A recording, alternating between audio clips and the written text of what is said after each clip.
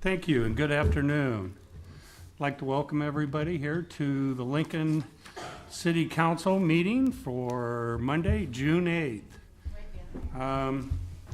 Let's all rise so we can have a pledge of allegiance and then a moment of silence afterwards. I pledge allegiance to the flag of the United States of America and to the republic for which it stands, one nation under God, indivisible, with liberty and justice for all.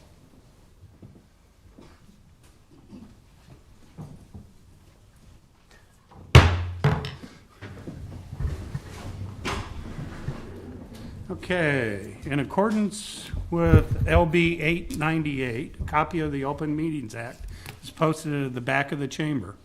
The order of the business of the City Council is as follows. The clerk will call the items listed on the agenda under public hearing. Anyone wishing to speak on an item should come forward at that point and after the clerk reads that item. The applicant and those in favor should speak first. Then those opposed would speak second. The applicant may then make one short rebuttal. Each speaker shall begin by stating the name, address, and whether he is speaking for or against in opposition. Testimony may be limited to 5 minutes per speaker on items. After all public hearings, the council will vote on resolutions and items listed under third reading. On the second and last meeting of the month, immediately prior to the adjournment, anyone may speak on an issue not on the agenda for that date nor planned for future agendas. Will the clerk please call the first item of business? Okay, our first item of business today is going to be on our consent agenda, items 1A through 2A.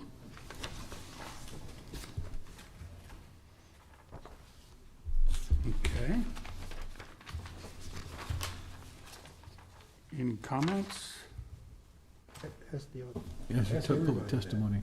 Any comments from the public? Anybody in the back room would like to come forward and comment on our consent agenda? Any items? Yeah, I was having trouble finding an agenda. There's agendas in the back, if you need some.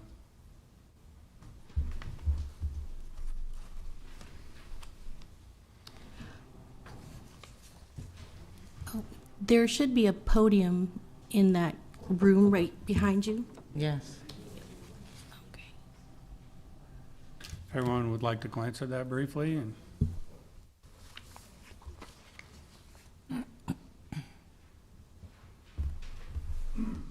instead of holding up the meeting, I think we will move forward as no one wanting to speak on the consent items at this point. Okay.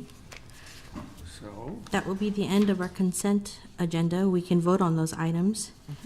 Items 1A through 1D was introduced by Washington. So moved. Second. and moved and seconded. Please call the roll.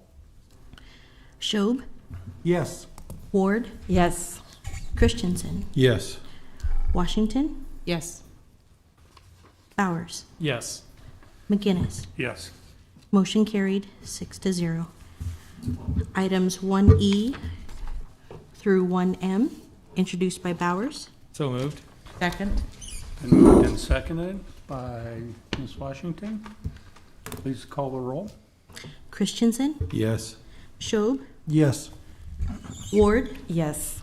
Washington, Yes. Bowers, Yes. McGinnis. Yes. Motion carried 6-0. Okay. Move on to our public hearing for liquor license. Yep, our next item is item 4, public hearing liquor resolutions. Those giving testimony are asked to come forward and raise their right hand for the clerk to administer the oath. After the oath, witnesses shall state their names and addresses.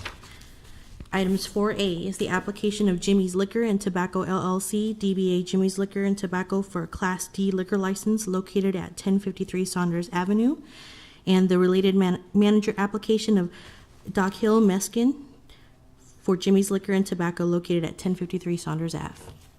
Come on up and sign in and give us your name and Sign in your name and address and tell us a little bit about your new venture here. Oh, yes, you got to take the oath.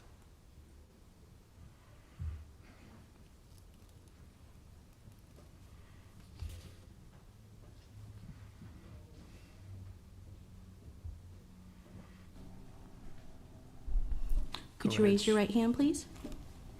Do you solemnly swear or affirm the testimony you're about to give is the truth that you rarely believe it to be? Yes. Yes, thank you for coming down. You want to tell us a little bit about your new venture? My name is Dakil Meskin. I'm with Jimmy's Liquor and Tobacco at 1053 Sanders Avenue, Lincoln, Nebraska, 685-0221. And planning to open a liquor store / tobacco and create jobs. Thank you. Yep. Does anybody have any questions for him? Are you open now? Not yet, Okay. When are you planning on opening? as soon as I get the license. Good answer. Okay, thank you. Anybody who would like to come up and speak on this item? Seeing none, let's move on. I move approval of items 4A and B. Second? It's been moved and seconded by Ms. Ward. Any other comments, questions by anybody? Okay, seeing none, please call the roll. Bowers, Yes. Schob, Yes. Christensen, Yes. Washington, Yes. Ward, Yes. McGinnis. Yes, Motion carried 6-0. thank you. Our next item then would be item 5, public hearing resolutions. Items 5A is approving the fiscal year 2020-2021 annual action plan for HUD entitlement programs using Community Development Block Grant, Home and Emergency Solutions Grant. Good afternoon, Dan Marvin, Director of Urban Development. And what you have before you is a renewal of our action plan for CDBG funds. This is the year 3 of a 5-year plan, so this is just a modest update in that 5-year plan. I brought a few pictures down. I don't know if the Elmo will work, but we're proud of the things that our department's done. I brought some before and after pictures to give people a little bit of an idea of some of the work that we've done on housing. And we'll see if it works for before and after pictures.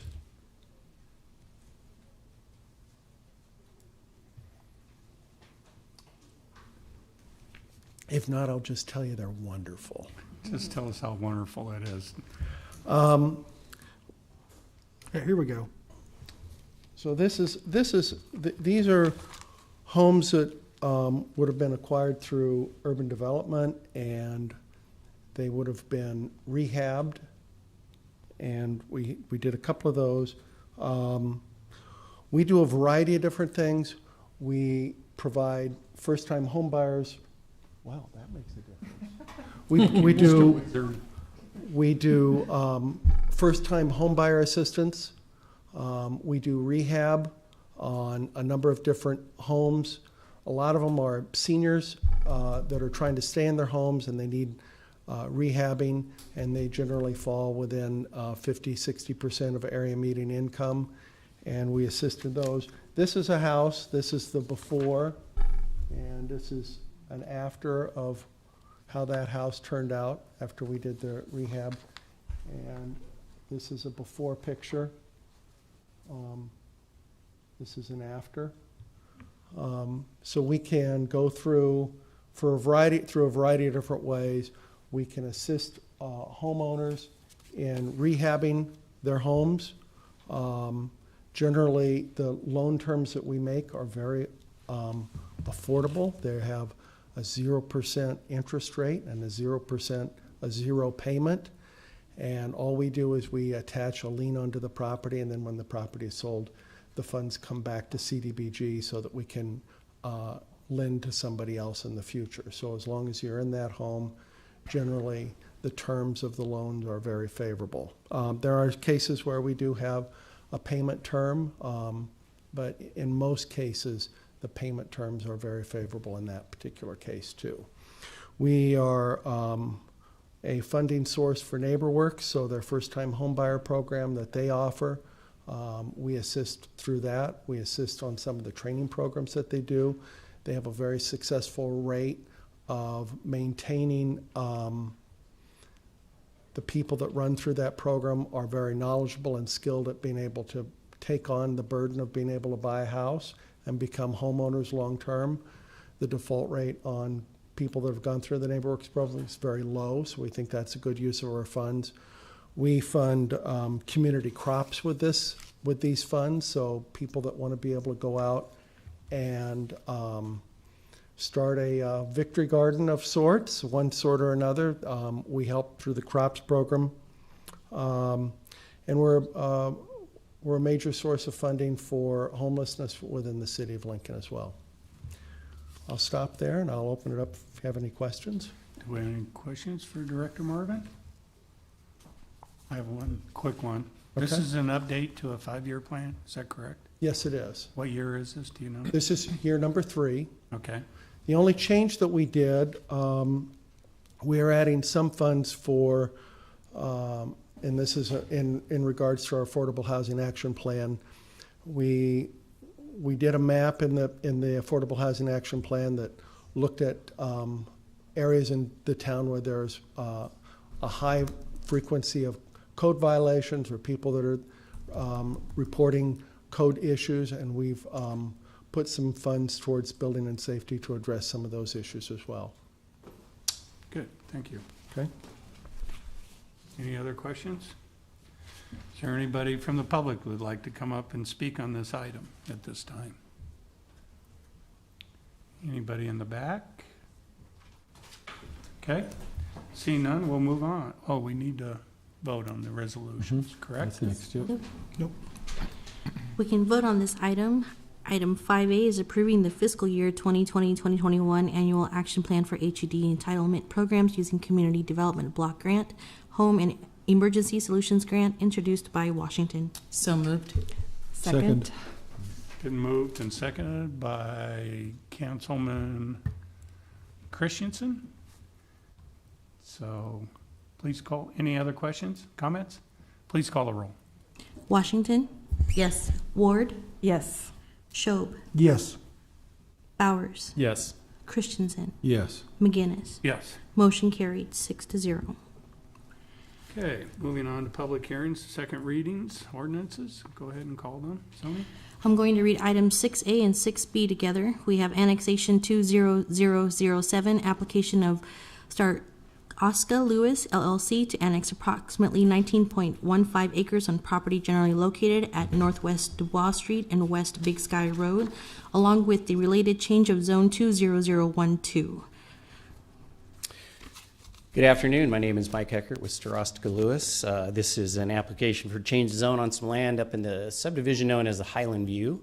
So on the north side of Highway 34 and west of the Fallbrook development. The two areas that are being annexed in zone are covered under the original preliminary plat that covered 140 acres of land up here, and so it's pretty straightforward to bring on the next two phases. Does anybody have any questions for the applicant? Seeing none. Does anybody here want to speak for or against this item? Seeing none, would the applicant like to say anything else? Okay, let's move on. Next, I'll call items 6C and 6D together. It's Annexation 20008, application of Starostica Lewis LLC to annex approximately 49.32 acres on property generally located at North 105th Street and Century Lane, and the related change of zone 20013. Good afternoon, Mike Eckert again, same client, Starostica Lewis, traversing our town about 11 miles from the one we just had before you. This is at the Dominion at Stevens Creek development, which will actually take our city out to 112th Street, just north of O. And so, same situation, a next phase as approved in the preliminary plat, or CUP for this particular project that will extend and be able to allow us to do the next phase of that project. Yes. Ms. Washington? Good afternoon. I have a question about this annexation. I know that the area out there also has included a landing strip, and I'm curious if I see the landing strip is not in the annexation, but are people still landing airplanes in that area? To my knowledge, they are. That's actually the development north of us. Is the Sky Ranch Acres subdivision that was started for that purpose several years ago. And the landing strip is over in the floodplain. And when the preliminary plat was approved, there was no concern about it because it's a private airfield and they do have their standards that did not impact our property, primarily because the flight zone in and out of that runway is also floodplain on our development. Okay. So there will be no houses in the path of the approaching and landing zones. You forecasted my concern. Since people sometimes get a little upset about new development next to them, I thought this is an unusual existing use, and I just want to make certain that everyone who comes in understands that there's an airfield that they're moving next to. And the airfield is separately owned.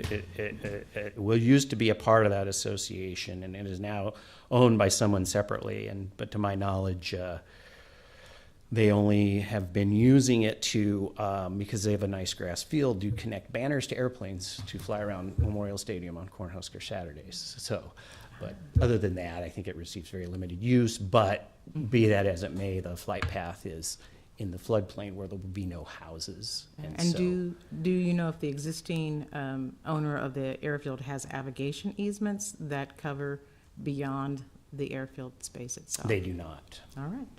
Yep. Then I'm good. Yep. Okay.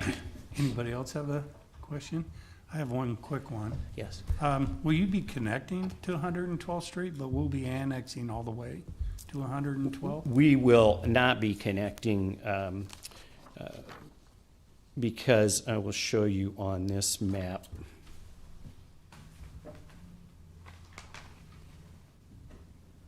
It's coming. The short answer to the question is we will not be connecting to Northwest 12th Street. However, and the reason being, Richard, is that the 100-year floodplain comes down here and comes across to 112th about right here. Okay. And so in working with this is part of Dominion. This is part of Dominion. This is just a hypothetical build through for the 80 acres that is owned by Ruth Minchow adjacent to us. And so planning and public works determined during the preliminary plat that the best location to connect to 112th Street would be down here out of the floodplain because of all the fill regulations and things like that. Okay, thank you. Anybody else would like to come forward to talk about this item? Seeing none, we shall move on.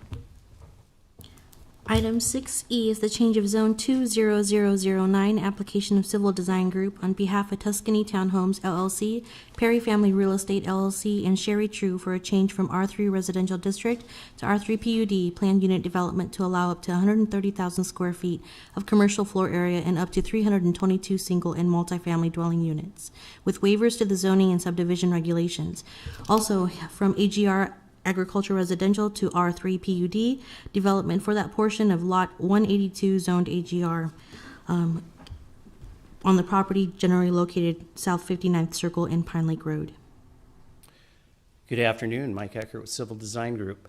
I'm going to throw a curveball here, and I've had some conversations here prior to the meeting with one of the most immediate members of this development, if you will. They're no longer in the limits of this planned unit development, but they're one of our immediate neighbors. And we've had very respectful conversations with them for months and months and months. And it does turn out that they were unaware of some of the items related to the project, particularly the height of the multifamily buildings that might be adjacent to their property. And so we want to take a week, if we could, keep the public hearing open. And I understand if there's people here that would like to testify today, that's great. We need to allow them to do that. Otherwise, they could come back next week if you'd be willing to delay it. But I think it was a simple misunderstanding. But it is something we do need to resolve based on their concerns. And I need to get with the other members of this coalition to do that. And so we'd respectfully request a week delay if we could on this. Okay. Thank you. Mr. Chair, I will move the week delay till the 15th of June on this item for public testimony. I'll second. It's been moved by Mr. Christensen, seconded by Ms. Washington, to delay and to continue public hearing for 1 week. Correct? Yep. Any other comments or questions? Or is there anybody here that was coming to speak on this, would like to speak at this time, since this was a posted public hearing? Yes. Well, as a So, point of yeah, order, we have to vote now. The public comment period is still open, but we have to vote now because it's on the On the table. delay. Okay. Tony, please call the roll. Bowers, Yes. Just about 12 seconds. Washington, Yes. Christensen, Yes. Ward, Yes. Schob, Yes. McGinnis. Yes. Motion carried 6-0. Okay. You can still come up and speak on this item since we publicized it. Yeah, great. I sent a little email to you guys about this item. I just want to say, I'm not going to throw, oh, my name is Michael Hackus. I live at 6700 South 59th Street Circle, adjacent property. We have communicated with Civil Design Group on multiple occasions. Whether it's our fault, we're not casting blame on anything. We are new to this process. We were not on the understanding of quite the size and scope of the multifamily unit right next to us. I might have an issue with next week. I am on jury duty, so I might be next door. So I might not be able to come here next week. So we'll see. You kind of wait for the call at that point. But hopefully we can work it out in the interim. Get something a little more manageable for us. There are multifamily units surrounding us across the street, Pine Lake, in Village Gardens area. We were kind of of the mindset that they look like that. When we saw it in paper with the waiver on there, that's when we kind of got the red flag for us. Mike is telling me that that's been in the paper, but we have not been, that has not come to our attention until just the other day. When a real estate attorney that we hired to help us look through the paper kind of brought that out. And so that's the reason that we're not opposed to the PUD, but we'd like it to be, that waiver to be nixed so that it's not quite so big sitting next to us. Does that make sense? Yes. Okay. And please let us know if you're unable to attend. I will. My wife might be able to come at that point. So. Okay? Social distance, practice social distance. I think they're related to each I other. think they're done being social Doesn't matter to distanced. me. Yeah, come over to this Come over to microphone. this mic. My name is Shelley Hackus, and I'm sorry I did not wear a mask. I'm still not used to this here. I just wanted to add on to that, I know that it's difficult as you trying to blend acreage land into city land. It's not easy. And we do not want to be obstructionary, and I kind of feel bad because we're holding up Tuscany homes, and that's not our intent at all. But we also, not trying to sound altruistic, but I'm thinking about the people who will someday buy those Tuscany homes. I'm thinking about the people who own the $500,000 homes across the street, and across the people across the railroad tracks who have $1 million homes. And would they really want a 55-story complex? I'm sorry, a 55-foot complex in that area? I think it's something that, as a city council, you should really consider if that is appropriate for that area of town. I'm not a city designer. It just seems out of place to me. So, that's all. Well, thank you. Thank you for coming down. Anybody else would like to speak on this item? And this item will be continued for public hearing until next week, next Monday. Okay, so I'm going to call the next item. I'll be calling item 6F, 6G, and 6H together. Item 6F is approving the City of Lincoln, Nebraska redevelopment agreement for the Central Hotel 13th and O redevelopment project between O Street Holdings LLC and the city relating to the redevelopment of property generally located at 1317, 1319, and 1325 O Street. As well as item 6G is amending the fiscal year 1920 CIP to authorize the appropriate $385,000 in TIF funds for the Central Hotel, and also the authorizing the issuance of tax allocation bonds for Central Hotel on 13th and O Street in the amount not to exceed $385,000. Good afternoon, Dan Marvin, Director of Urban Development. This project is located at 1317, 1319, and 1325 O Street. We call it the hotel project because this building right here has, above the doorway, it says hotel, so it got the name Hotel Project. And what we're trying to do is restore back the brick facade along that area. It's from the second and third floors. This would be the subway, and then the watering hole and Main Street Cafe and through here. The third floor would be available and will create 22 apartments on the second and then third floors of this building. The total investment in this is about $1.75 million. The amount of tax increment financing that comes from this is $385,000. This is developer purchase TIF, so for the public, what that means is that the increment, the amount of the increase that this investment will make in terms of property tax, they'll take it to a bank, the bank will lend them the funds, and they'll be obligated to repay that either through the increased property tax or whatever arrangement they make with the bank. That amount will be $385,000. The funds will go principally to do the facade enhancements here, site acquisition, which would be the second and third floors. The city's investment will be an additional $17,500 that we can use out in the front of the building, or we could use in the alleyways. We have some flexibility in that. We'll probably coordinate those funds with our downtown entryway corridor funds that will be coming in over the next couple of years so that we can do a full rehab of the landscaping through that area as well. The developer here, Mr. Houston, is here to answer any additional questions, but I'll stop here, and if you have any questions, I'd be happy to try to answer them. Does anybody have any questions for Director Marvin? I don't have a question, but I have a comment because our colleague, Councilwoman Raybold, is not here. I wanted to applaud the use of some of those city TIF funds for alley improvements. Oh, okay. I have one quick question now. Just for the public, alleys are kind of orphans in this town, so they need all the attention they can get. Yeah, especially that one. The redevelopment project area will include the front and the alley in the back, just to the property lines, or will it be? So here's the dashed area that is included in the property. So it includes the alleys you can see on the back. It's O Street, and then you've got the side streets as well. Okay, so it surrounds that half block. Surrounds that area, yes. Okay. Okay.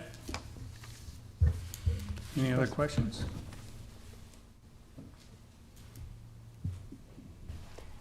Thank you, Mr. Chair, members of the council. My name is Tom Houston. My address is 233 South 13th Street here in Lincoln.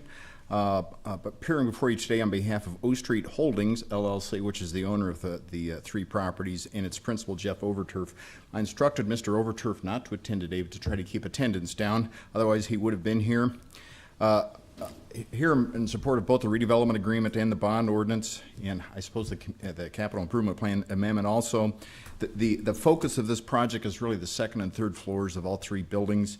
The first floor uses will not be changing, and we computed all of our tax increment financing calculations based upon the increase in value for the second floor and the third floor of the Central Hotel building. Evidently, that building was built as a Central Hotel about 110 years ago and was used for about 40 years that way. The facades will be restored. You may have an inkling that the Subway building, the Subway first floor retail use, has a recessed entryway that will be restored to the front property line as a part of the facade restoration. But the focus really is the residential component. The 22 units will be consisting of 10 studio apartments, 8 one-bedroom apartments, and 4 two-bedroom units.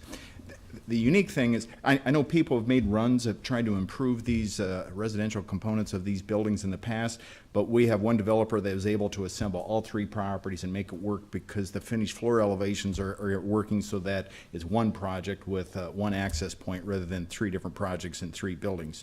That made it really feasible from a financial perspective. The tax increment financing is pretty standard uses. The site acquisition, the demolition, and then the facade improvements.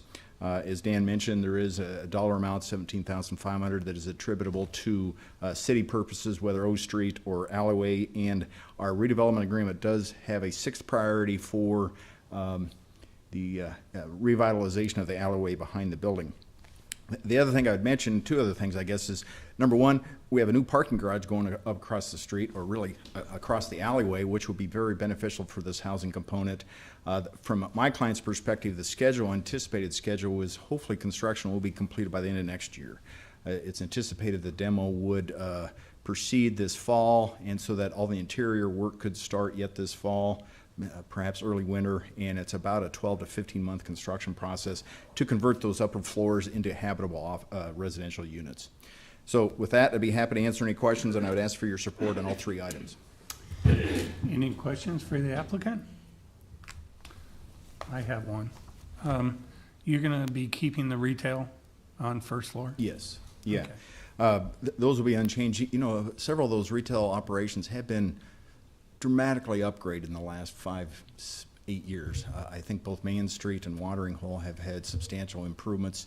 I think the Subway is going to be going through a remodeling as a part of the extension of that front wall, but I think all the other properties, and for our purposes in the computation of TIF, we didn't anticipate any value increase for those retail spots. Okay. Any other questions? Thank you. Okay, seeing none. Is there anybody else who'd like to come forward to speak on these items, on this item? Seeing none, let's move on. Okay, item 6I is approving a master lease agreement between the city and Windstream, Nebraska, Inc. to place small cell facilities on city light poles, providing details for renewals, rent, application fee, and other regulatory issues. Mr. Young?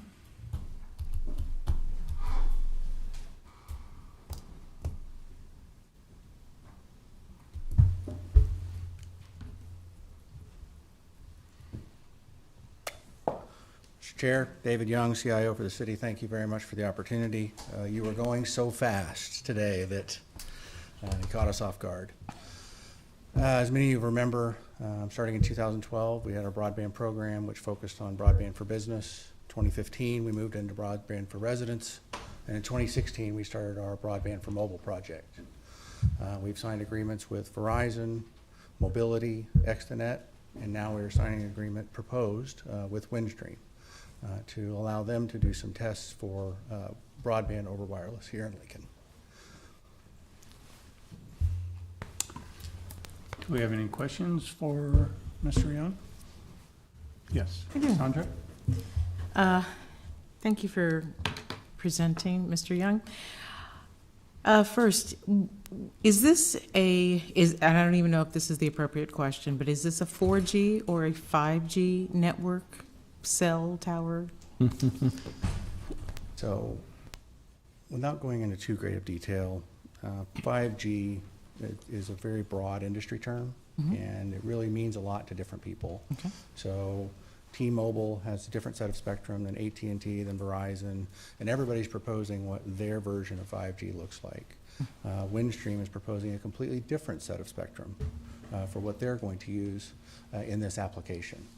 Okay. So we don't call it 5G necessarily. We look at it from the equipment that they're putting out, and then all of the frequencies are licensed by the FCC. And so if they want to market it as 5G, that's really up to their marketing department. Okay. I look at the IEEE definitions personally, and yeah. So. Well, we've had a couple of letters. People are concerned I have about to. the amount of electromagnetic radiation. Yes, and I pulled that chart up. So LB 184, which was signed into law last year, basically provided several milestones and roadmaps for the city about what we can and cannot do. And it cites specifically this chart for electromagnetic radiation exposure. I'm going to zoom in here a little bit. So on the side, you see what the frequencies are over here, and what Windstream is proposing to use. David, could you speak into or bring the mic over? So what Windstream is proposing to use is at the bottom. It's at the 26 gigahertz level. And so they are allowed 1 milliwatt per centimeter of body mass, 30-minute exposure. So when you think about a pole that is 25, 30, 40 feet from your house, that's running at probably 40 watts over a 360-degree radius spectrum, where they're sending out their radio waves, it's pretty low. And all of the devices are certified by the manufacturer that they meet this standard. We do not have any testing equipment in-house. The state bill says specifically you'll follow this guideline, and that the equipment manufacturers use that guideline, which is set up by the FCC, to certify that equipment. So we just look for a certification on the equipment. Okay.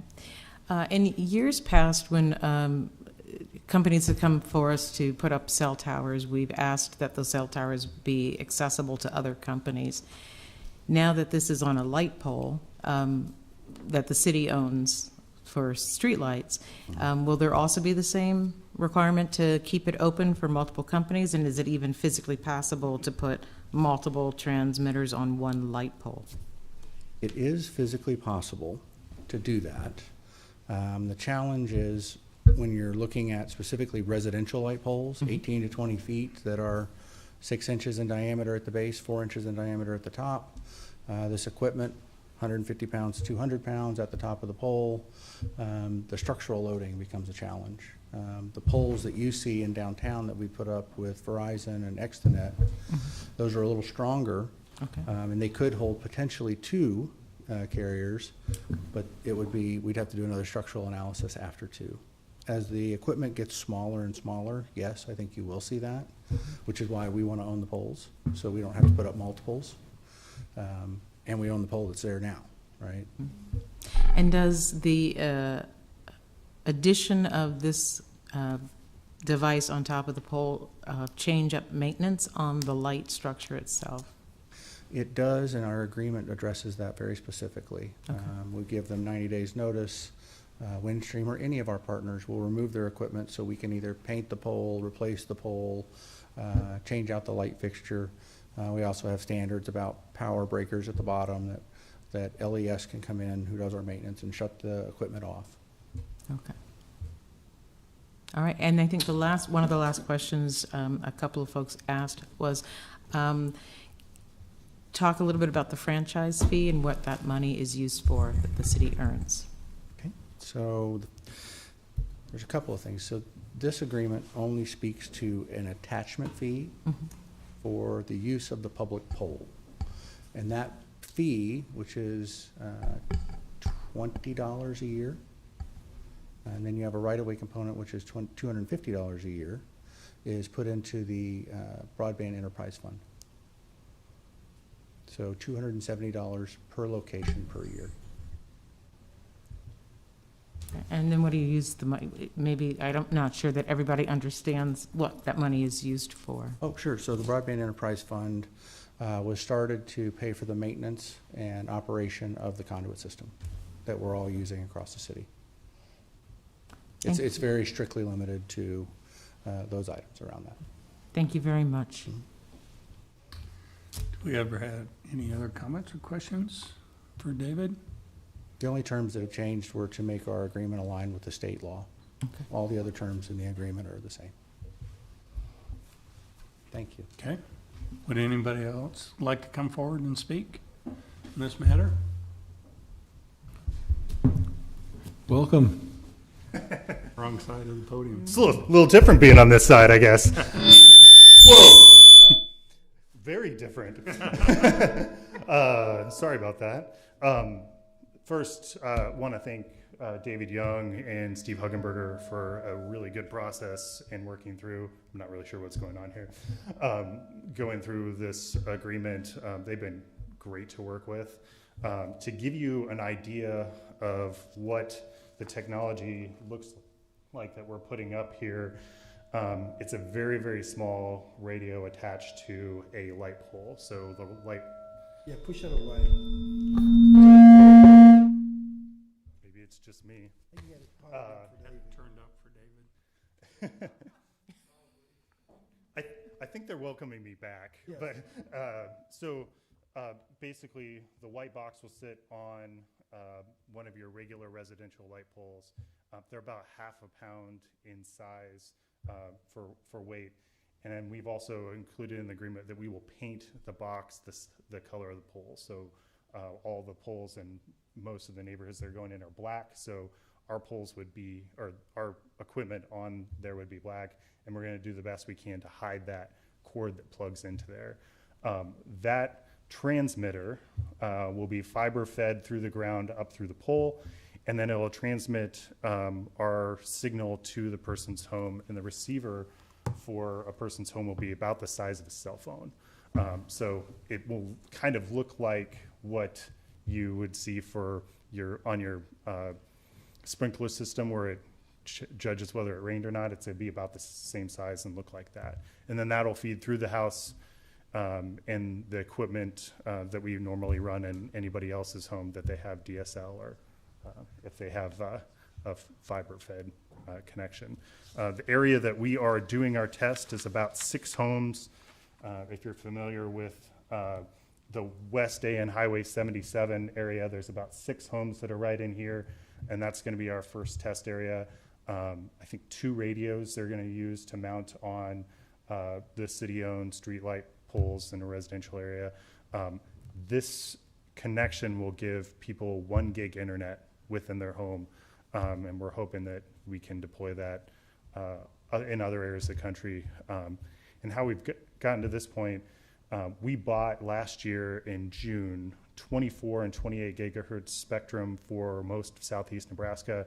This is the 24 gigahertz spectrum band. We're the only ones that are licensed to have that spectrum in the Lincoln area. And so we're testing it to see if it'll work in an urban environment, and then could possibly go forward with other plans to deploy that in other areas of the community, like older areas of town or in newer subdivisions. Any questions for Trent? Thank you. Yeah, thanks for having me back. For Windstream still wanting to invest in our community. Anybody else like to come forward on this item on our agenda today? Okay, we move on. Item 6J, ordinance amending ordinance 20825 to extend the term of the shared mobility device pilot program. This is scooters. Have anybody who would like to come forward to speak on this? Yeah, me.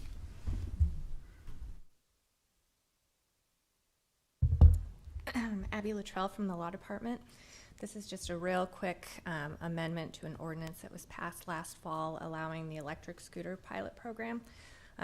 Vendors were selected, we were all ready to go, and then the current pandemic hit. So this change appears on page 4, line 2, and all it does is extend the pilot period. We had a date certain, January 1st, 2021. This pushes it to 1 year after the date that we actually launched. So what will happen is that the LTU director will do a directorial order to set that date, and then it gives the vendors an entire year to operate and the city an entire year to evaluate. So Okay. Any questions? Any questions? Seeing none, thank you. Thank you.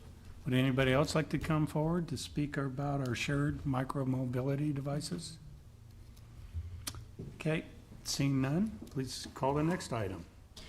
Item 6K is amending Title II of the Lincoln Municipal Code to create a Department of Aging by adding Chapter 2.40 entitled Department of Aging to the Lincoln Municipal Code and amending Section 2.02.020 to recognize Department of Aging as a city department within the city's administration. Jeff Kirkpatrick, City Attorney.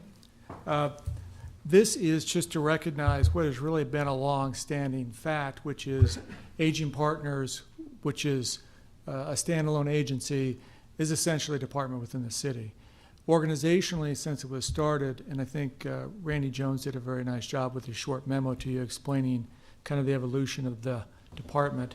It was started kind of as an experiment, so to speak, within the mayor's office and never left the mayor's office, despite the fact that it continued to grow and is essentially operating as a department. So this recognizes reality by saying it is a department, it's been acting like a department, and we should name it as a department.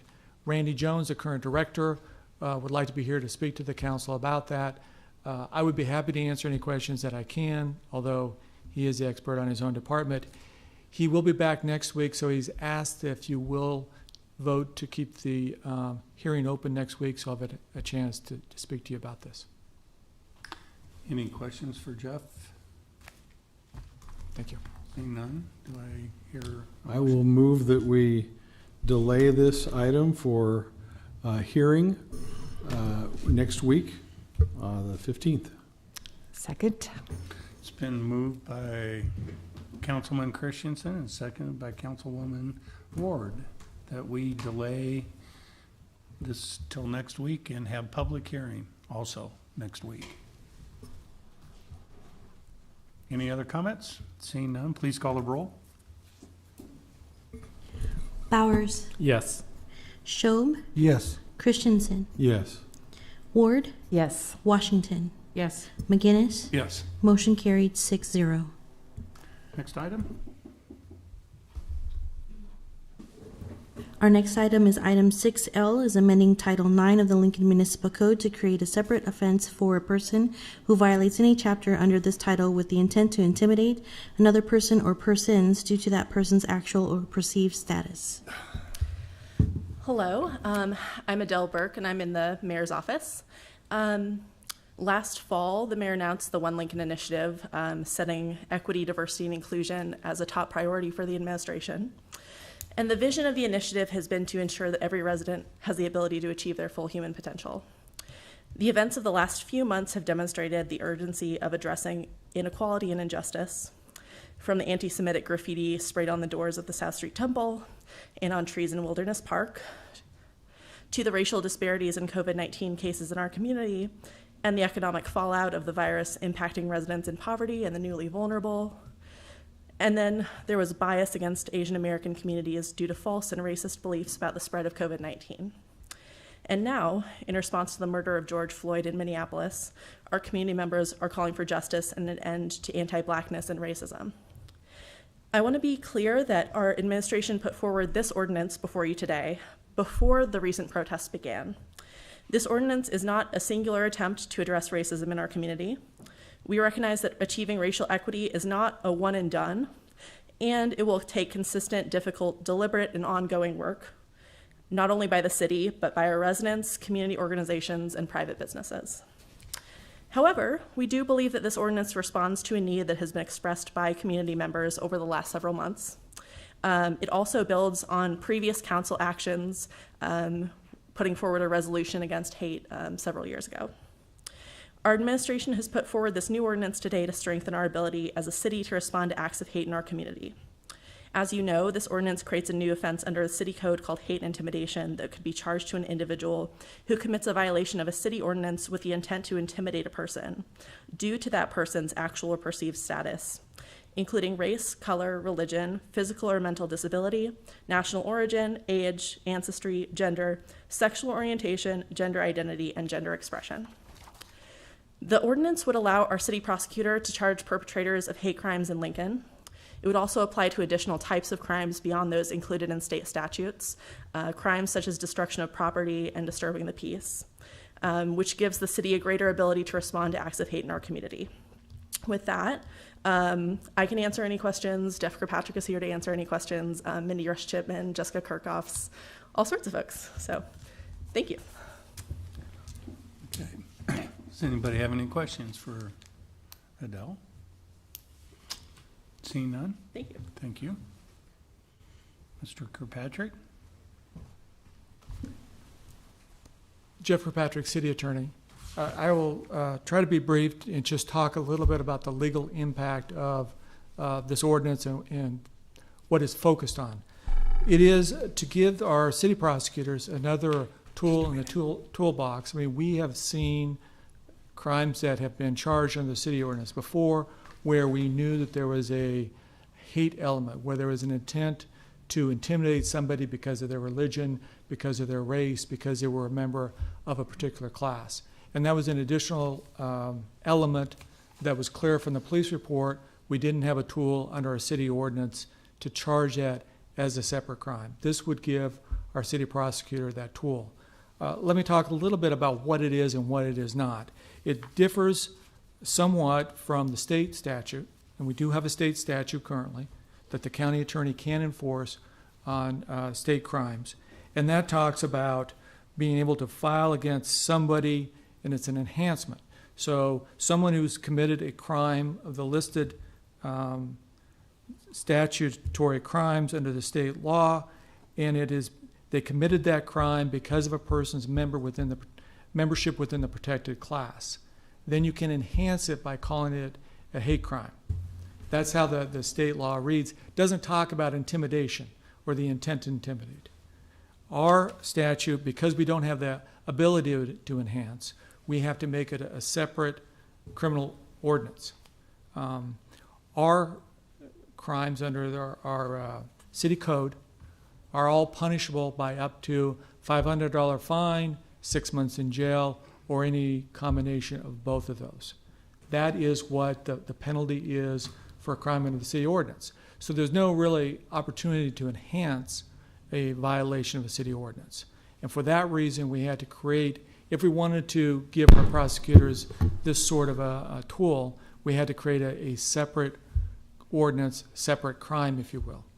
And so in order to get a conviction under this new ordinance, if you pass it, we would have to prove the underlying crime, and then we would have to prove that the intent to intimidate. As some people have criticized this, perhaps actually they read it or perhaps without reading it, have said it's a thought crime and you're punishing somebody for their thought. Well, it's not.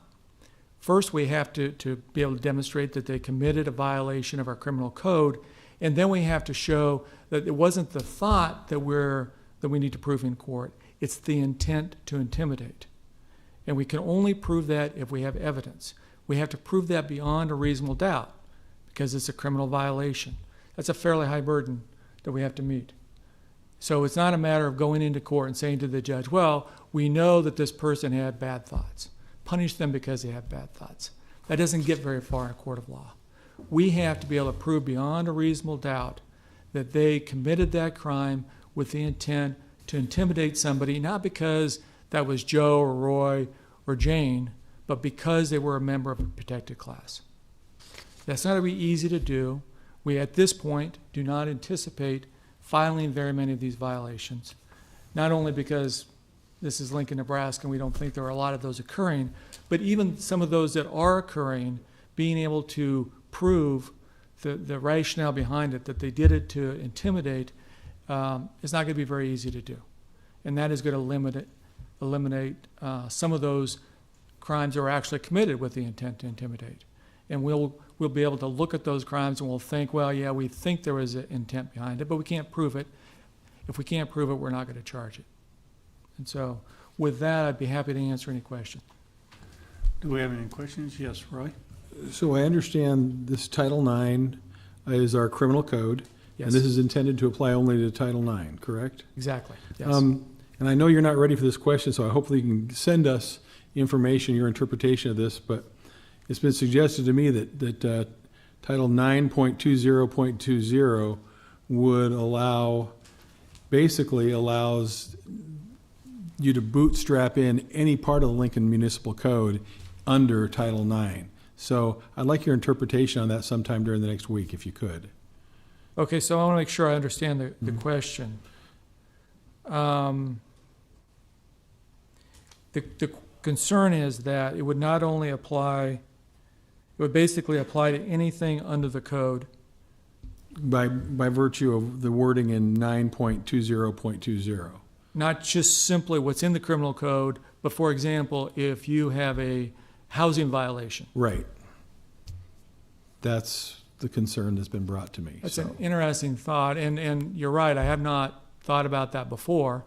I would suggest to you that if you were a landlord and you had a housing violation that you wanted to occur because you wanted to intimidate somebody because they were picking a classification at random, Mormon. You wanted to intimidate them because they were Mormon, so you had this housing violation that you either allowed or created, that if we were able to file a housing code violation and tack this on, it doesn't sound to me like that's the worst thing in the world. But that is a serious question, and we'll get back to you on that. Thank you. Thank you.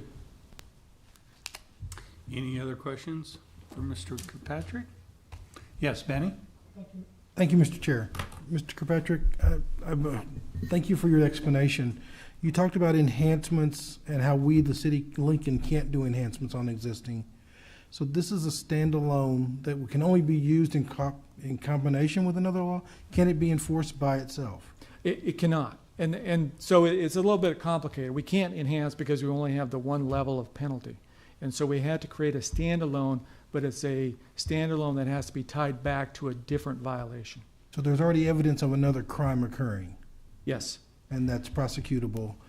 And then you'd look again to see if this would apply? Yes. And so the fact that you were trying to intimidate somebody, but you weren't committing a crime, you just didn't like them because they were a member of a protected class, that in itself would not fall under this code section. Thank you. Any other questions for, yes, Sandra? I'd just like to clarify, I'd like to clarify what Councilman Christensen just asked you. So what Councilman Shob just said was we would tack, this is an additional violation. It's a criminal violation under Title IX, and it can be added to another criminal violation. Yes. Title IX. I think that Councilman Christensen asked if this criminal violation of hate could be tacked to a civil violation. Is that what he asked? Yes, I think All right. that really summarizes his question. I'm looking around to see. She's right behind you. Did you want to come and address that?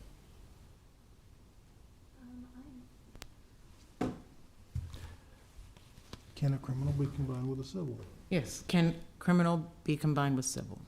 Not the way it's currently written. I mean, the way it's currently written is only addressing offenses of Title IX, and I guess I'm not 100% sure. That's why I asked for some research, because my reading of 9.20.20 allows Title IX to then reach out and sweep into it almost any other piece of the city code. And I guess I'm wondering if I could get more. 9.20 is offenses against public peace. Is that the section you're referring to? 020, suppression of nuisances? It's 9.20.20. And it talks about all sorts, housing and different things can be brought into the criminal code and applied to that. Okay, so the disorderly house is what you're referring. Okay, I just Yep. wanted to make sure that I knew that that's the one you were referring to. Okay. We generally charge that in context of disorderly houses where crimes are being committed. So a party with minors drinking or drug use or things like that, we'll charge that criminally, not necessarily as a building code violation. We'd go to that particular chapter to charge that type of violation, but could certainly kind of look into that some more for you. Okay. If you could report back at the next meeting.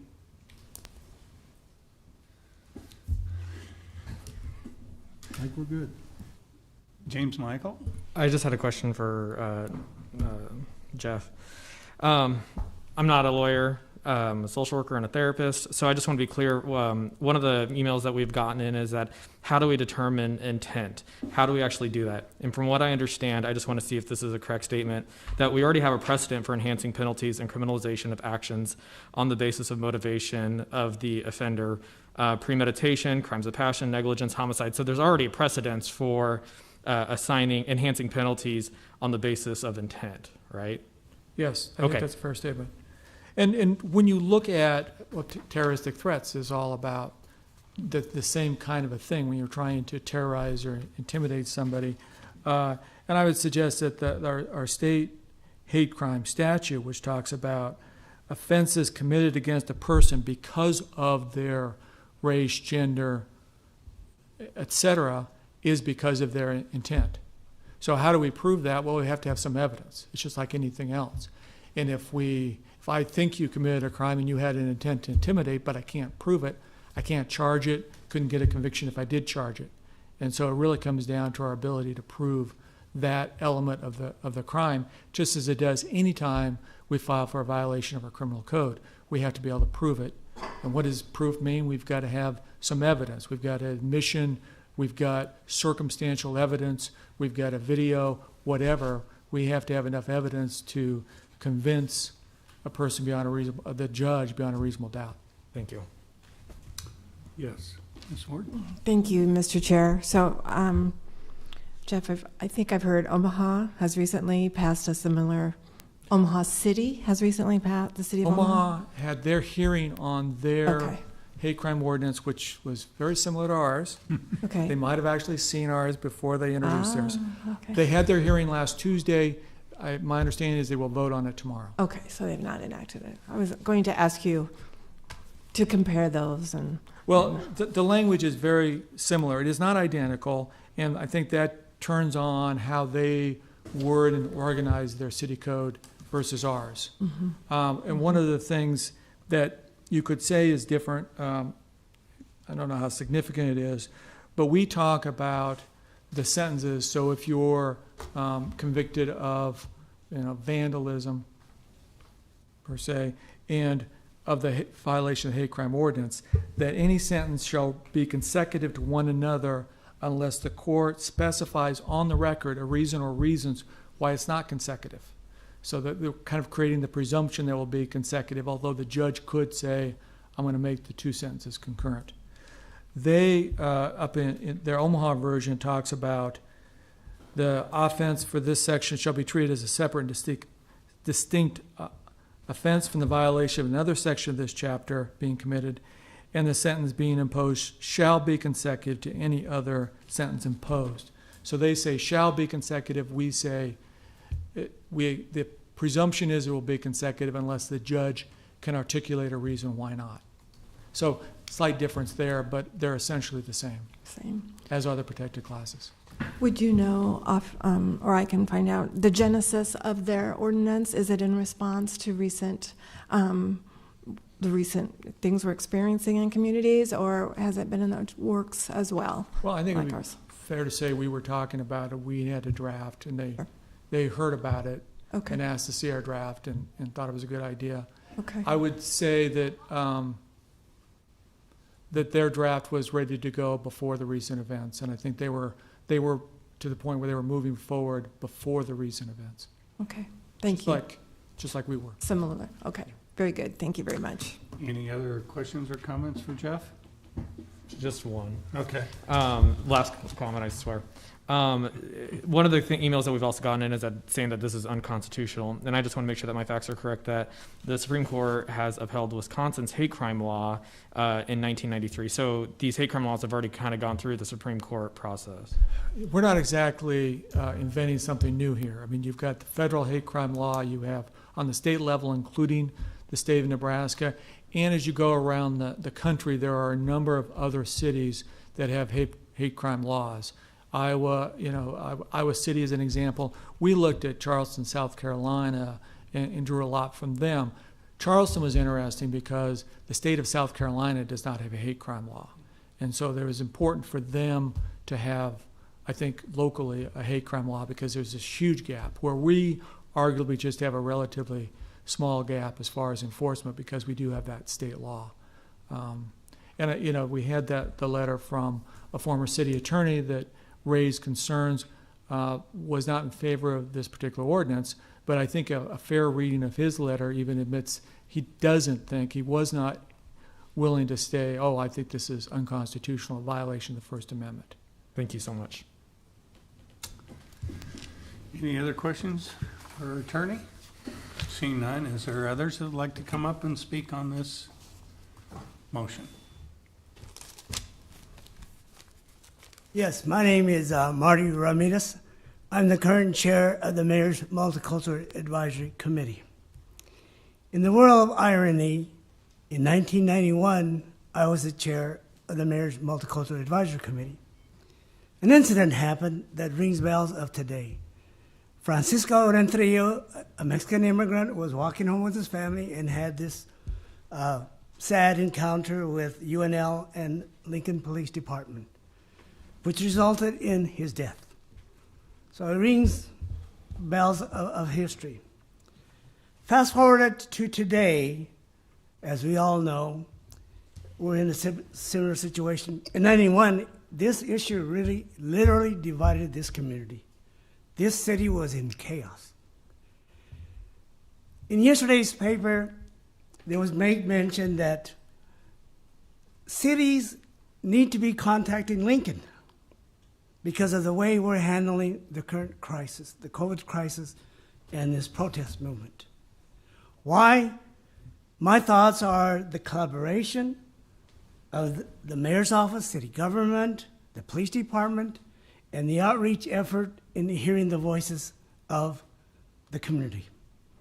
That's what's making the big difference between now and 1991.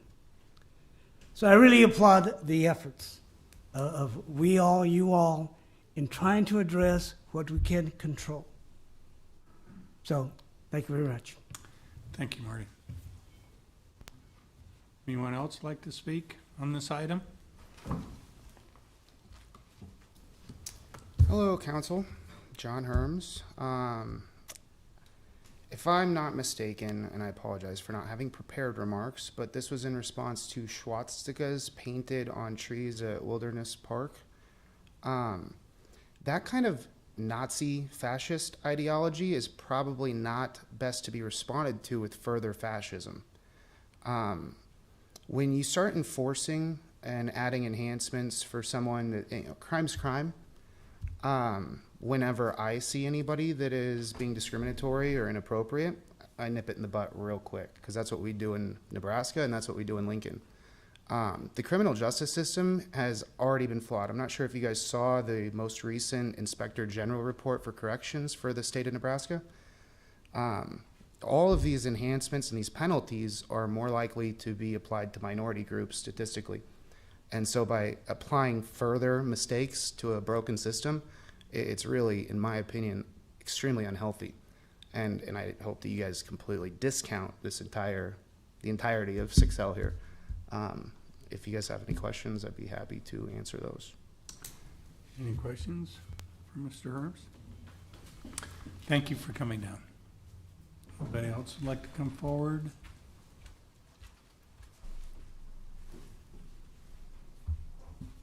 Hello, my name is Robert Way. I live at 801 Elevado Avenue here in Lincoln. I rise in support of this measure. I was sitting back there thinking about why it is appropriate, and what occurred to me is if someone commits an act of violence against another human being, that's bad, and that needs to be dealt with. But if they were to do something with the intent to intimidate, they're not only harming that person, they're causing widespread fear in the community. So there's increased harm. So to me, this makes sense to have an increased penalty. I will object to one part of the proposed ordinance. The judge is given instructions on how to sentence. I don't think legislatures should be instructing judges. I don't think judges should be instructing legislatures. I think checks and balances are really good. I think if you give that judge the option, he's going to be on the scene. He's probably going to make the right call. That's all I got.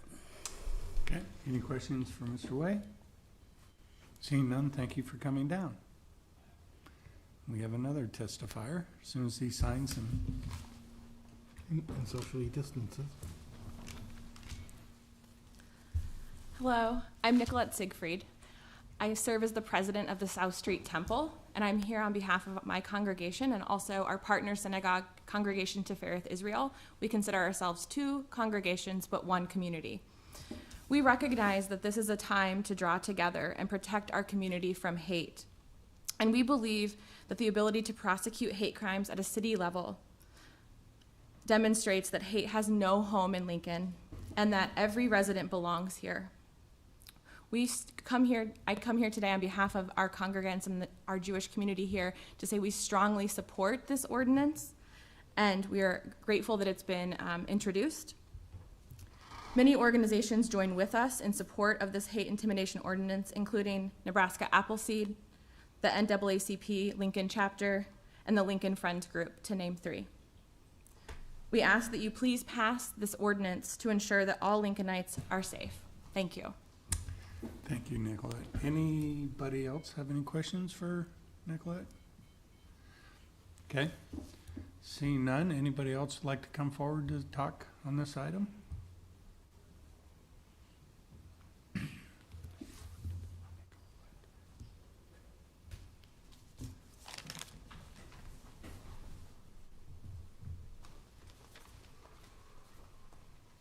Good afternoon. I'm Jim Bunch, citizen, and sounds like my councilman read my email. Thank you. I'll clarify a couple of things, but I think I've sent this to all because I didn't know if I was going to be able to make it.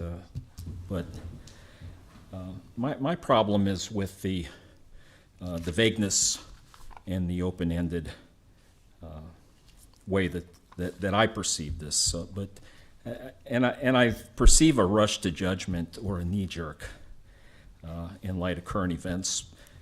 I could be wrong, but I'm concerned with what I see as a knee jerk and an unacceptable response in another setting to an inability to keep our community safe for all people. I would have preferred to see the same sense of urgency recently when $10 to $20 million worth of property damage was wreaked upon our city, burning, looting businesses, even defacing the statue of Abraham Lincoln at our state capitol. The tragic killing of George Floyd by someone in law enforcement whose track record indicates that they probably shouldn't have been wearing a badge in the first place. It disgusts me. The peaceful protest against social injustice is something that, as a veteran, I wore the uniform and I fully support and defend the right of people to peacefully air their grievances. But what we're seeing is bad actors that are hiding behind a smokescreen of Mr. Floyd's death and wreaking havoc on our communities, and Lincoln is no different. We recently saw that an 8 o'clock curfew only applied to you if you were a law-abiding citizen. Otherwise, 8 o'clock was arbitrary, and then 9 o'clock came, and when people were finally, encouraged to disperse and to honor the curfew, many became militant, and further property destruction took place right in front of this building. It's no different than people marching down O Street, blocking traffic and opening fire hydrants and the things that we saw. And some of the things that I see in this proposed ordinance, I see a parallel ideology behind the Nuremberg laws of Germany in the 1920s and 30s. We saw our own crystal knocked here a week ago in downtown Lincoln. Broken glass everywhere. And recent comments by elected officials remind me of what happened to the Jews in Vienna, Austria, required to suffer racial humiliation as they scrubbed the streets as retaliation for their perceived Jewish capitalist exploitation. And as a Holocaust educator, the parallels are shocking to me. And so that's why I come to this, to the vagueness and the open-endedness. And reading the words real or perceived, and then defining or determining intent, getting into someone's head. A lot of gray area there, so my time is up. Thank you. Thank you, Jim. You bet. Any questions for Mr. Bunch? Seeing none, we have others that would like to come forward.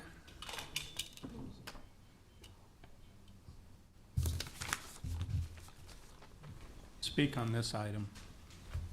Hello, my name is Liam Krackemeyer, and I'm just here along that same vein just to express some discontent with this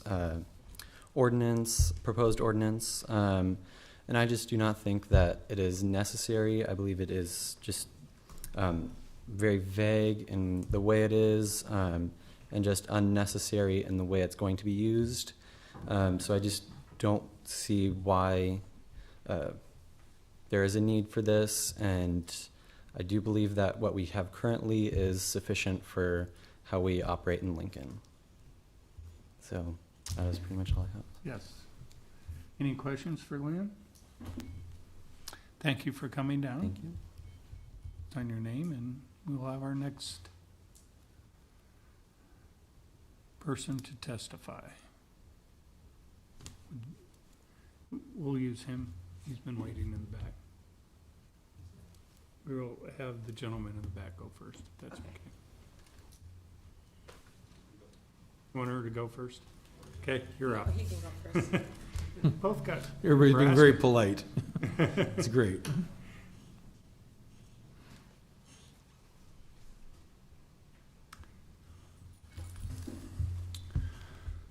Good afternoon, members of the council. I will keep this relevant and on topic of the question before you.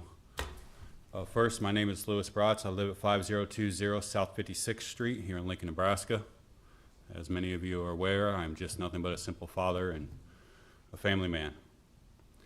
I am in support of this particular item on our agenda, but I'm also a little concerned, to be honest, that it does not go far enough.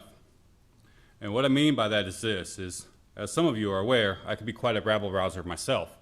I could think of a lot of different ways I could be on streets and doing different things that are legal underneath our laws in an effort to apply public pressure, namely and more often than not to our elected officials both in the city and the state.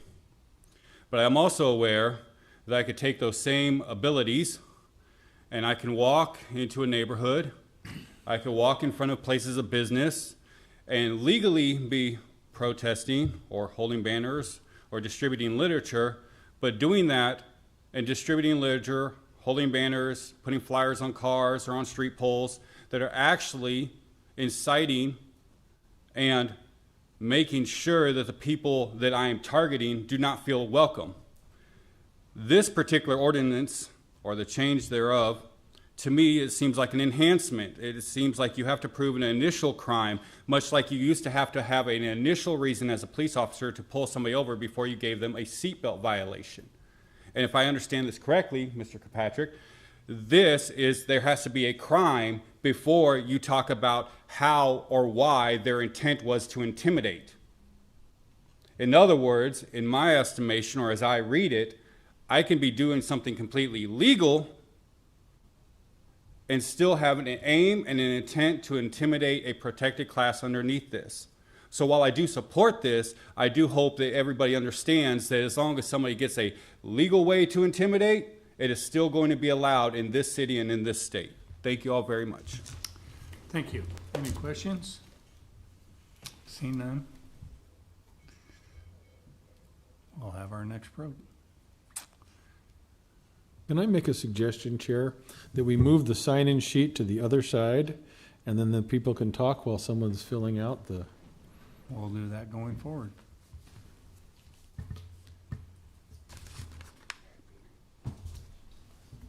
Thank you, Liz.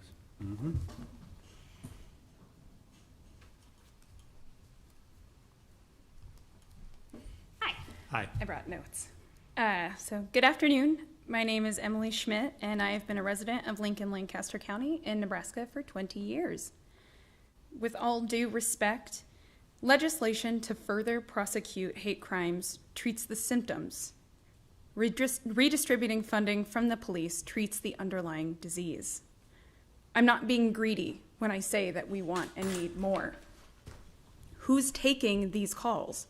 Who is reporting to the scenes of the hate crimes? Today, I'm calling on you to further divest funds previously allocated to the police. Reinvest those funds in other areas of Lincoln community. We have health care that needs attention, affordable housing, education, substance addiction treatments, and resources for effective social work. I'm asking you instead to follow the brave footsteps of the Minneapolis City Council. We can't wait for another tragedy like the murder of George Floyd in Minnesota, the murder of Breonna Taylor in Kentucky, and the murder of James Scurlock just a mere 45 minutes away from here. We must enact positive and preventative change in our community. There is no when it comes here, because it already is here. I live near the Capitol building. Here's an example. I've had the privilege of watching my community come together to prove that while all lives clearly don't matter, we believe that they can. I've watched white supremacists patrol my street. They're revving their engines, they're driving erratically, they slow down and stare, they antagonize me and my neighbors. I watched the same truck drive by my front porch 10 times in 2 hours. I watched another car with rebel and outlaw and heritage life written on it, windows smashed out. They rip up and down my street. Are they just waiting for an opportunity to create friction so they can fall on a self-defense claim like murderer Jake Gardner? I can't call the police to report a suspicious vehicle. Both of these drivers are white. Perhaps this is profiling, in which case I would ask anybody, how does it feel? How does it feel that I made a snap judgment on your skin color, on the car you drive, on the music you listen to, on the condition of the vehicle of which you drive? It doesn't feel great, and everyone knows it doesn't feel great. Nobody would voluntarily sit in the seats of Black Americans getting treated the way we treat them right now. This kind of legislation helps, but it doesn't change. Our inaction, an example of our inaction, so I can't call the police to report a suspicious vehicle because this is what they want. It gives them a reason to bring violence to my home. It gives them cause to say, well, this was maybe intent to intimidate or something. And then they can come to my house. They've become their own police. They can do what they want. We've seen that there's no justice behind that. When I came to Nebraska, I used to live in Texas, and I was really scared of tornadoes. But everybody in Lincoln was very quick to tell me, oh, tornadoes don't hit Lincoln, so you're going to be fine. And I'm afraid that disposition has infected us to a greater capacity. We think we're immune. We think it won't happen here. It happened in Omaha. And I think we need to start doing things now so we don't have to do things retroactively. So I appreciate the legislation in place to try and combat hate crimes, but I think we need to take a more aggressive stance. Thank you. Thank you, Emily. Any questions for Emily? Okay, seeing none.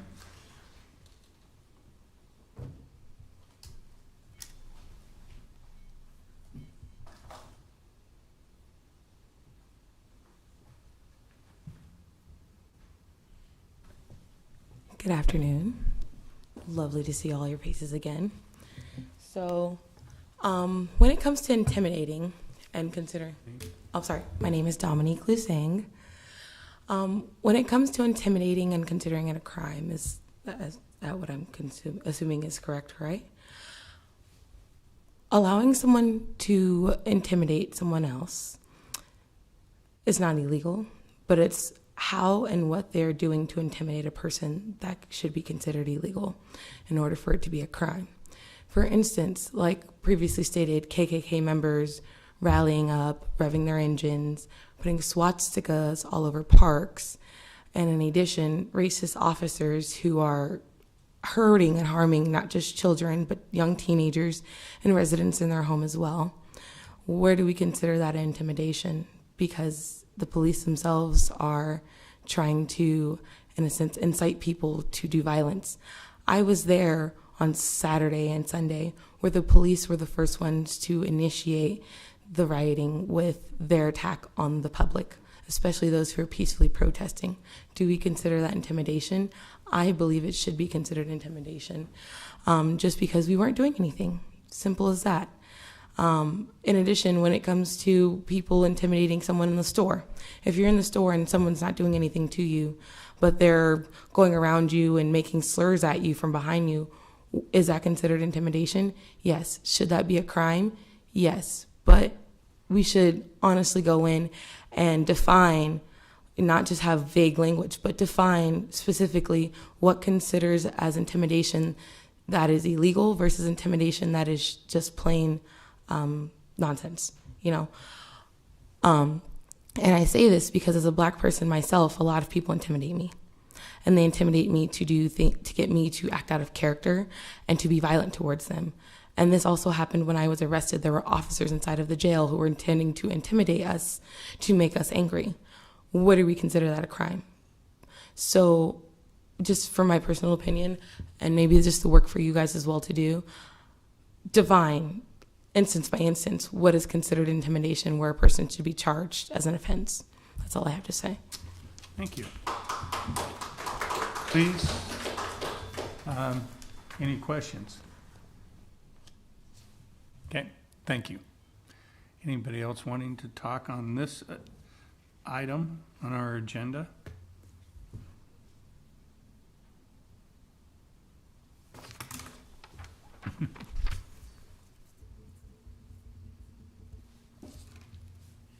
Good afternoon. My name is Mary Hilton. I have some prepared remarks.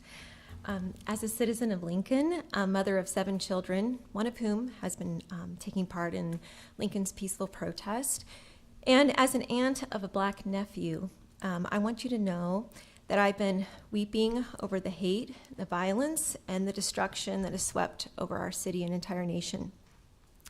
Yet, I oppose this ordinance, but probably not for reasons you've considered. So I hope you'll have ears to hear what I have to say this afternoon. I believe it might change your mind, even if you're dead set on passing it. The hate crimes, intimidation ordinance, if applied as written, will only expand the powers of the police and contribute to widening racial injustice in our society. Let me explain. Imagine, for example, the following all too common occurrence. An African-American man is arrested by white police officers for a nonviolent crime. During the arrest, he is subjected to brutality while resisting arrest. He is charged under Lincoln's Municipal Code, Title 9.08030, resisting officer. But now, thanks to this ordinance, the city prosecutor has a prima facie case for charging the African-American man with hate intimidation. Why? Well, the white officers belong to a protected class as members of a race and color. The Black man knew their race, their actual status. Since a violation of Title IX, resisting arrest, has occurred, any decent attorney could draft a colorable argument that resistance to arrest was motivated by the officer's race with the intent to intimidate them. So whether this prima facie case is true is really irrelevant. So let me just cut to the chase and what I want you to hear, that there is absolutely nothing in the proposed ordinance that will prevent a city attorney from using it as a weapon, particularly against people of color or others who are disproportionately subject to arrest or don't match his worldview, and who don't often have resources to mount an effective legal defense. You see, if George Floyd had lived in Lincoln and had survived his encounter with police, it's quite likely that he could have been charged under this ordinance. The hate intimidation ordinance before you today will not address underlying racism. It will add insult to injury, and it will not deter racism.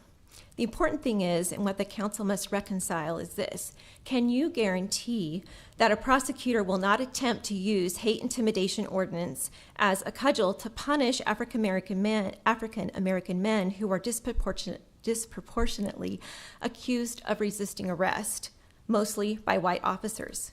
Can you guarantee that had George Floyd been arrested in Lincoln, this would not have been used against him? Are you as a council willing to have this ordinance backfire and have to deal with these kinds of unintended consequences when it will only expand the powers of the police and contribute to widening racial injustice in our society? For these reasons, this mother and aunt hopes and prays that you will vote against today's ordinance. Thank you. Thank you. Any questions? Okay. Anybody else would like to come forward to speak on the hate crime ordinance?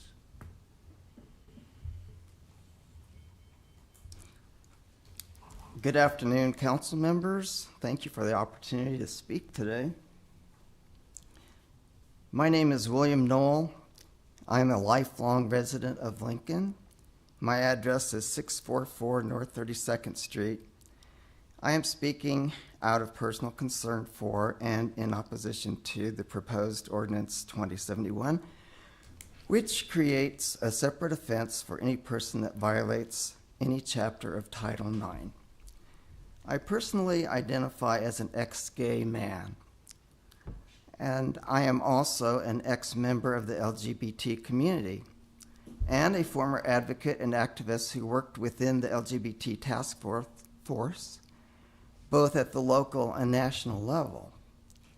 In view of this, my very identity on occasion has been viewed as a personal threat toward the identity of an LGBT person. But today, I am deeply concerned by the implementation of any ordinance based on language or communication or personal intention of hatred. The reason being, during my years of activism, I was repeatedly witness to attempts to silence opposing viewpoints that could be silenced through the utilization of hate crime ordinances. Though Title IX currently contains no regulation which would restrict the dissemination of information which is non-affirming or critical of LGBT sexual ethics, lifestyle, or social philosophy, such regulations do exist in other places, and the possibility does exist that they could be implemented here. As a Christian believer, as a counselor, as an evangelist, I have great concern that my work among LGBT people, my former compatriots, might be interpreted as a personal or hateful attack on an individual's identity. Will my public speech or publishing in the media or disseminating a printed matter, which I do on occasion, would these items or acts fall under violation of Bill 2071? I ask you to give consideration to this from my own personal experience and my own personal philosophy, belief system, and ministry. I'm just going to close with a reference to the Gospel of John, verse 16 of chapter 3. The reason I do that is, when I was an activist for the LGBT, I was a militant, and there are not things in my past that I'm proud of. But I, on occasion, would note either myself or others using John 3:16 as an example of hate language. Now, for those of you that may have Christian background, you know that this gospel verse says, "For God so loved the world that he gave his only begotten Son, that whosoever believeth in him should not perish but have everlasting life." Well, I and some of my compatriots thought that we were wise when asked, is this a threat to a gay person if this verse is presented as a challenge or an invitation for them to receive new life in Christ? And we would blatantly and openly say, yes, this is the language of hate. I obviously don't hold the same viewpoint today. So thank you for hearing my points. Thank you. Any questions? Okay. Anybody else like to come forward? Comment now, are we still able to comment? We can have comments later, if it's not about this ordinance. Yeah, yeah. Okay. Okay, go ahead. My name is Jeff Moscarotolo. I live at 1126 F Street. And I just wanted to respond specifically to the claim made by the gentleman earlier comparing vandalism that we've seen in our city recently to Crystal Knocked.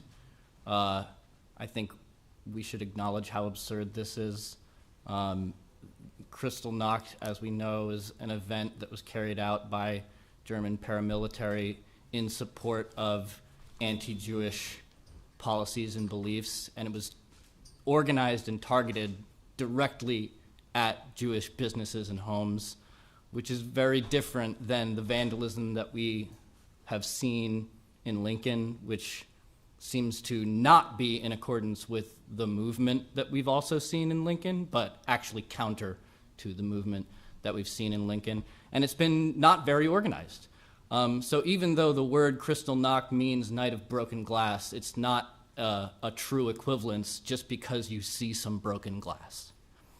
Also, the fact that this gentleman brought up the idea that these awful protesters were breaking the curfew, part of what they were protesting was the curfew.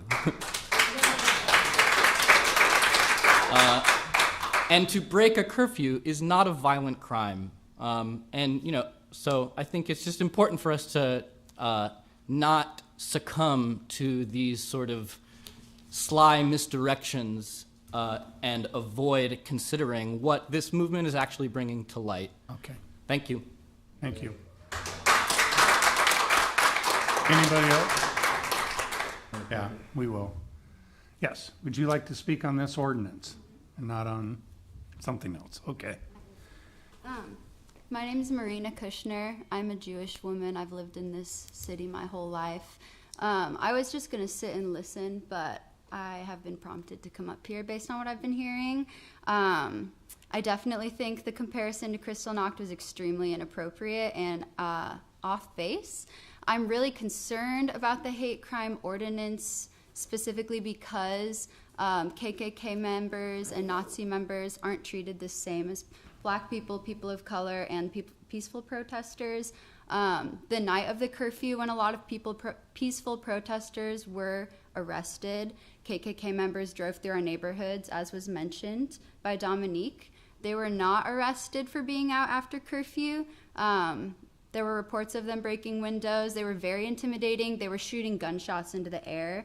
And that lack of accountability on the police to treat them the same way they were treating peaceful protesters for being out after a curfew concerns me with the hate crime. What I would like to see is a community review board to review every hate crime. I don't know how that gets implemented, but it's been mentioned there should be a community review board of police complaints. And I think that if the community was being made aware of the hate crimes that were being reported as well, they could help make sure that the accountability is appropriate for the crime being committed. And I think that that review board would make it more accessible for the community to be involved and aware of what's happening. I feel very anxious standing here right now. My heart is pounding because this is not an accessible space, and the system's not accessible. So I think that creating some more community review boards of these different facets of government and Justice Department would make it more accessible and safe for Black people and people of color and peaceful protesters and everybody. And that is all. Okay. You signed in. Thank you. Anybody else want to come forward to speak about this ordinance change on Lincoln Municipal Code? Seeing none, we can end our public hearing. Sony, let's go on to ordinance third reading and related resolutions. Our next item will be item 7A. authorizing the issuance of general obligation refunding bond series 2020 in a principal amount not to exceed $7,500,000, introduced by Bowers. So moved. Second. Been moved by Bowers, second by Christensen. Please call any questions, comments? Please call the roll. Washington, Yes. Schob, Yes. Christensen, Yes. Bowers, Yes. Ward, Yes. McGinnis. Yes. Motion carried 6-0. Next item is item 7B, authorizing the issuance of limited general obligation arena refunding bonds, Series 2020, in a principal amount not to exceed $25,500,000, introduced by Bowers. So moved. Second. Been moved and seconded. Any comments, questions? Please call the roll. Christensen, Yes. Schob, Yes. Ward, Yes. Bowers, Yes. Washington, Yes. McGinnis. Yes. Motion carried 6-0.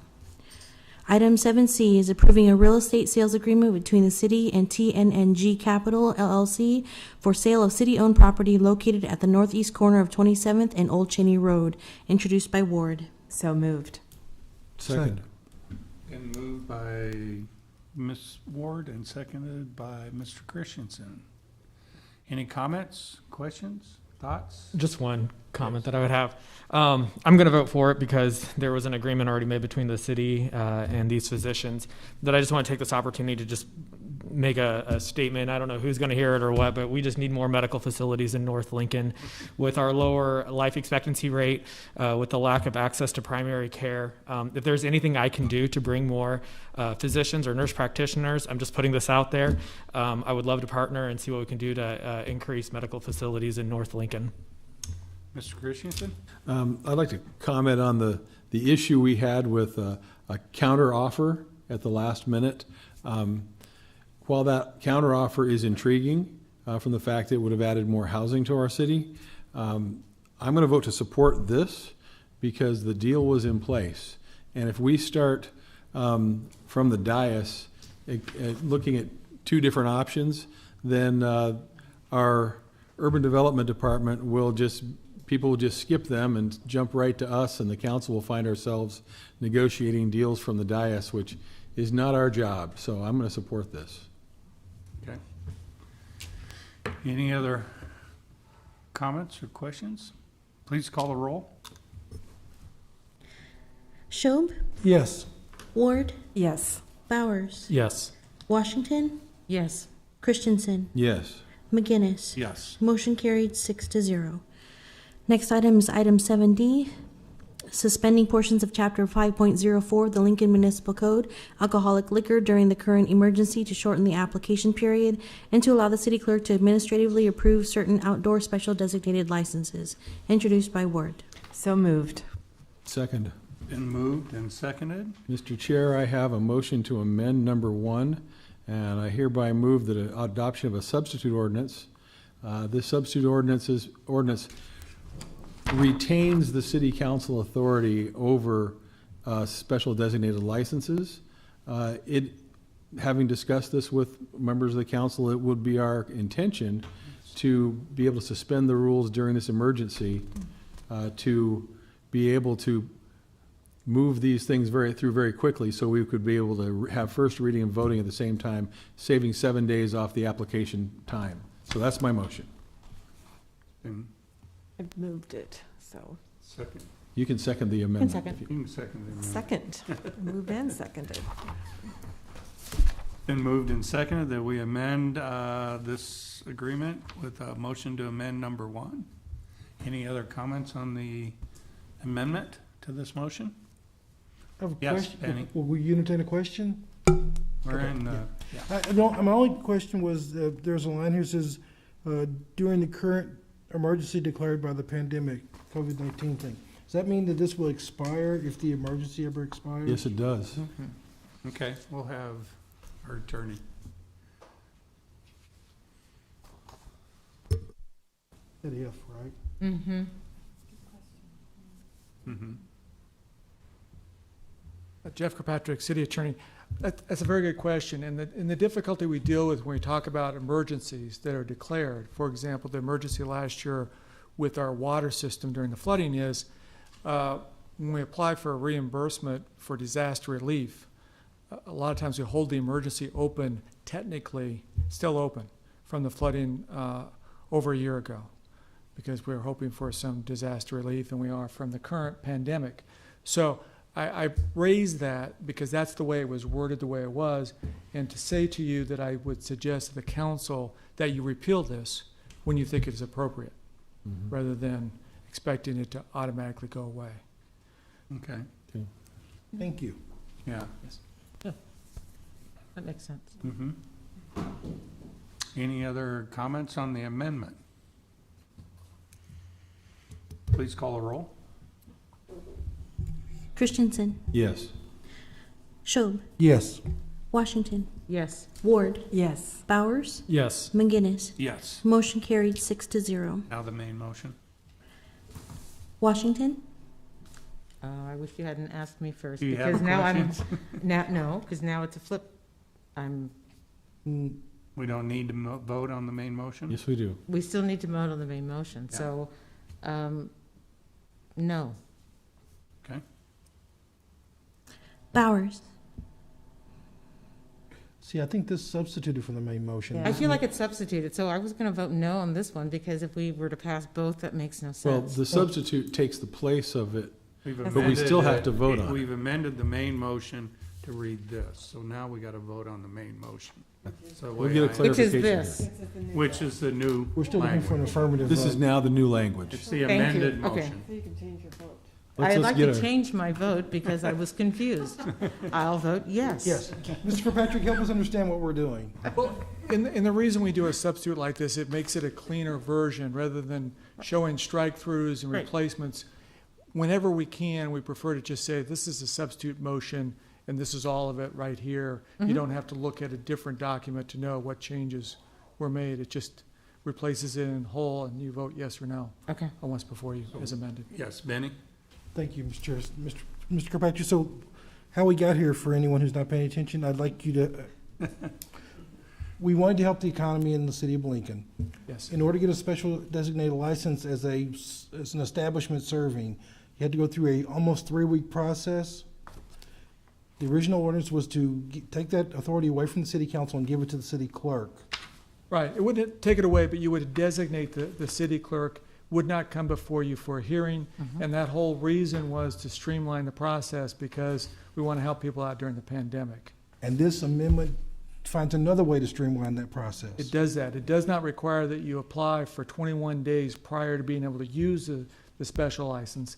And in addition to that, discussion within the council, it was agreed, I think, by the majority, that when a license, an SDL, comes before this council for an event that's, for someone that wants to use it right away, that you will, instead of having the first reading and then waiting to vote on the second reading, you will suspend your rules during this emergency period and vote on it right away, in a way to streamline and respond to this economic need. So an affirmative vote today would say, yes, we agree with the new streamlined process in order to help Lincoln businesses recover quickly. Exactly. And if I can make a brief commercial, we hope to have, if not today, tomorrow, a city website where establishment owners, restaurants and bars can go to see how to apply in order to either get, and the primary goal we have is to allow them to expand their footprint, essentially go outside, whether it's on the sidewalk or their parking lot, so they can serve as many people as they did before the pandemic without packing them in a way that would be dangerous. Maintain social distancing. So we're hoping to have that up, and hopefully you'll be seeing those come before this council by next week or the following week. Thank you. Thank you. Okay.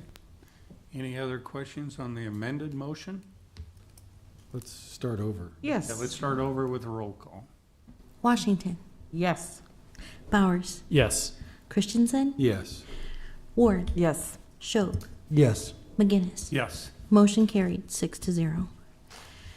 That ends our third reading ordinances and related resolutions. Items 8 is resolutions first readings, 8A through 8C. Then we have pending list items 9A through 9E. Mm-hmm. There's an echo. That's the end of our agenda. We also will have open mic tonight for many of you that are probably still there for a reason. In the meantime, though, I'd like to take a short recess until 5 o'clock. It'll be 10 minutes, and then we'll come back and we'll have our open mic session. Thank you.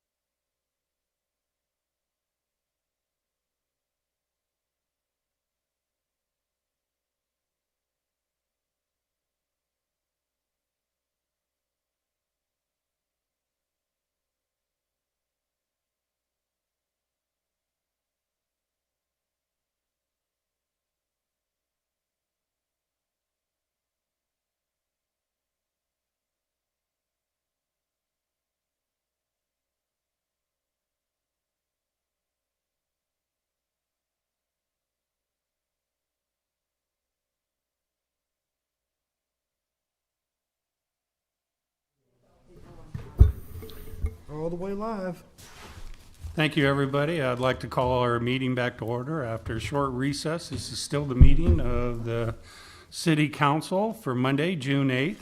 Again, just wanted to point out that there's an Open Meetings Act posted in the back of the wall for all those who would like to go back and read it. We're to the point now we're going to have an open mic. A couple rules I'd like to state first is everybody will have a chance to speak. You can come up and make your speech. We'll keep it under 5 minutes. You'll hear a beep if you're there at 4 minutes, and it'll tell you there's 1 minute left. So we'll keep it going. We'll try to keep it moving so everybody gets a chance to say what they want to say. When you're done, then go over and sign in over on the side. Next person that wants to come up can come up and sit in one of the front seats up here, and then we'll call on the people that are seating up front. And so we'll keep moving that way. First up, would you like to come up and speak? Give us your name and your address. Hello, can you hear me? I'm sorry, my voice is a little. My name is Kadeja Senguyeli. I live at 1610 Stockwell Street in Lincoln, Nebraska. I have seen a few of you. I'm the policy advocate for Black Lives Matter movement Lincoln and for the Black Leaders movement here in Lincoln. And I prepared remarks, so I'll try and keep it straight to the point.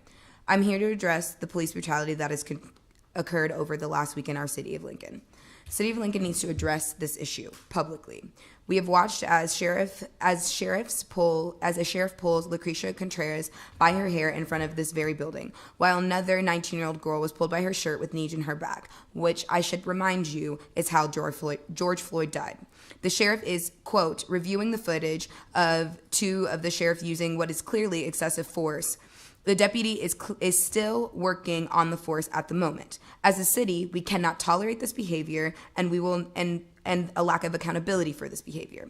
We will not settle for anything less than the sheriff being fired and assault charges being filed.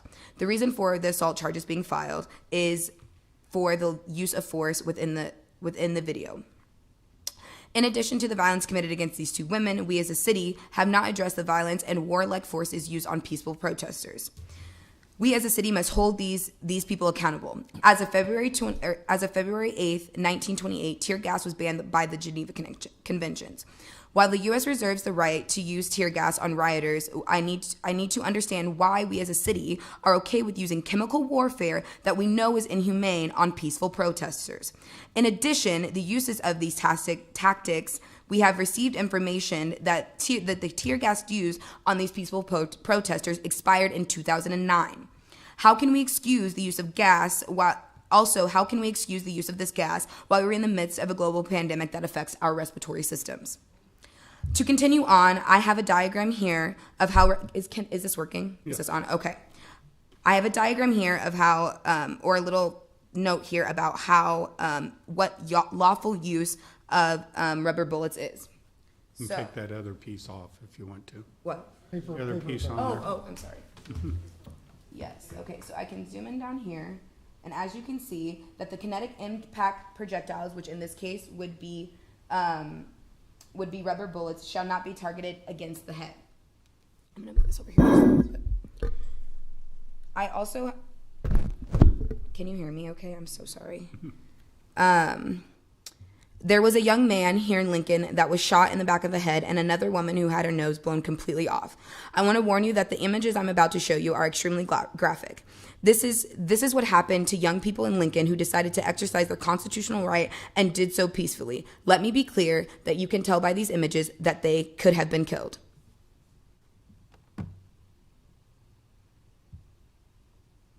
As you can see here in this image, a young man has a bullet hole in the back of his head. If it is in the back of his head, that means that he was going away. There is no way and no reason for someone to be shot in the back of the head in this manner. As stated previously, these projectiles were not to be aimed directly at people. This young woman had her nose blown completely off of her face by a rubber bullet here in Lincoln outside of this very building. The Black Lives Matter movement and Black Leaders movement in Lincoln is calling for the city of Lincoln to take full responsibility for these actions and acknowledge publicly that this is wrong and hold the individuals involved accountable. In addition to this, we expect the City of Lincoln to cover the medical bills of these individuals as well as lawful representation for them. We need to know what actions you will take as our elected officials to hold these people accountable, and as well as changing policy and the use of force against peaceful protesters. Thank you. Next. One thing I'd like, yeah. Yeah, sign in over there. Oh, I already did. Okay. Okay. If we can hold the applause down a little bit, just so we can keep moving. But I understand. I'm flabbergasted. I stuck around for open because when I showed up here initially, after 5,000 people were just in front of this building last week, look how many are here today.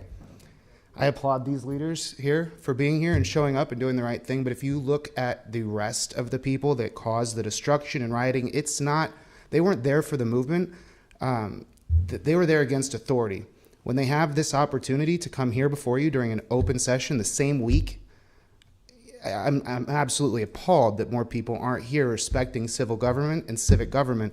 George Floyd, if you guys aren't aware, that entire thing happened under a Democratic mayor with a Democrat attorney general and with a the entire line of leadership was Democrat.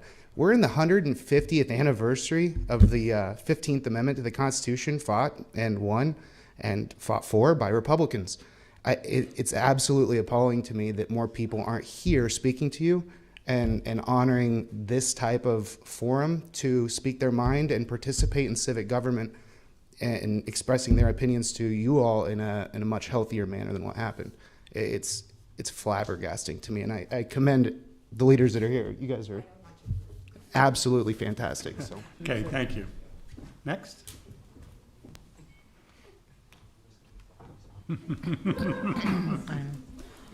I won't even address. My name is Dominique again, like I said. Now, as a part of the Lincoln, Nebraska community, I will be speaking on behalf of those protesting peacefully and those unpeacefully arrested. Now, when it came to what happened that day on Sunday, there were a few compromises between me and that officer. For starters, there was a curfew in place. We understand that, but we still were going to exercise our First Amendment rights above the law of the mayor. Second of all, the officer had given us a few options. He said we could either march back to the Capitol, where we would not be arrested, or two, we can get on our knees and put our hands up in a row, and we would be peacefully arrested, no tear gas would be thrown at us, and no rubber bullets would be fired. For starters, rubber bullets, again, should be not used and aimed at the head, but by the feet, legs, arms, etc.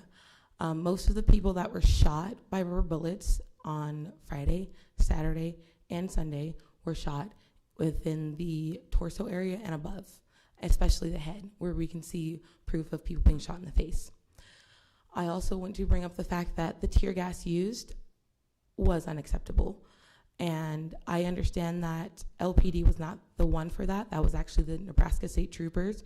But someone called the troopers in, and someone gave them orders. And whoever gave them orders were the same people that gave them orders to tear gas us peaceful protesters. And rubber bullets shot at peaceful protesters, again, while we were on our knees with our hands up.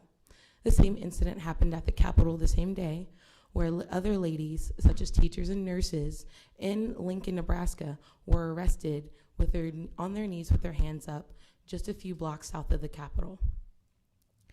Now, I'm not really sure, nor do I understand what the procedure is for making an arrest, but for officers with large weapons and body gear that protects their body completely against innocent civilians with no armor, no gear, no weapons, to be harassed, for starters, brutalized, and then thrown in jail overnight for 20 hours is also unacceptable.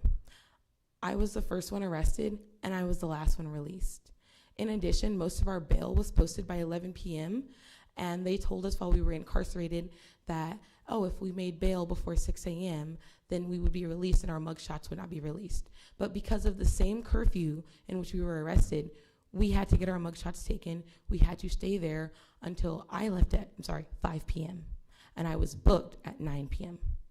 So understanding that we were also in conditions where there's still COVID, there's still a pandemic, and yet we were slept 6 to a cell that was probably as big as the area from these chairs to the end of this table. We were made to share a bathroom. I'm sorry, not even a bathroom. It was a toilet and a sink with no soap and a cell of 6 in holding. In addition, we asked about water because, again, we were forced to wear masks while we were incarcerated, and there was only a water fountain. And we asked, hey, are we supposed to drink out of this even though we're wearing masks, etc.? And they said yes, because that is all that is available. We were woken up at about 8 o'clock in the morning, and we were handcuffed for our court hearing, which was in a room with a Zoom call in a separate cell, and we had to sit in our cells handcuffed after we just came out of our cells unhandcuffed. And we sat there one by one until they picked us off to go sit in our Zoom call with the judge, in which we were forced to either plead not guilty, guilty, or no contest. No contest, yes. Half of us pled not guilty because we believe that on the basis of our constitutional rights, we are not guilty. In addition, Nebraska is an equality before law state, but also those who are unaware of exactly what happens when you plead no contest or guilty or etc. They don't understand what exactly happened to them, what they're being charged with, and what exactly their next steps are supposed to be. In addition, LPD that night arrested quite a number of people on a $100 bail, and then if you pled guilty or no contest, that was a $300 fine. So adding it all up, that was about $40,000 to $50,000 that LPD made to probably, and this is just my opinion, buy more tear gas and more rubber bullets that they didn't need to use.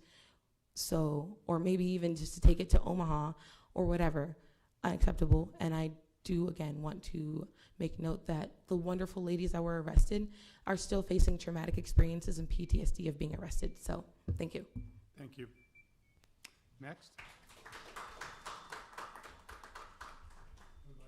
Next. And then the next person would like to come up front and sit in the front row. Who would like to speak next? Hi, my name's Kieran Wilson. Before I begin speaking with you, I just want to apologize for the way that I dressed this evening. I feel like my clothes aren't befitting of the room that we're in. You know, I'm wearing these torn and tattered pants. I'm wearing this shirt. These are the clothes that I marched in, right?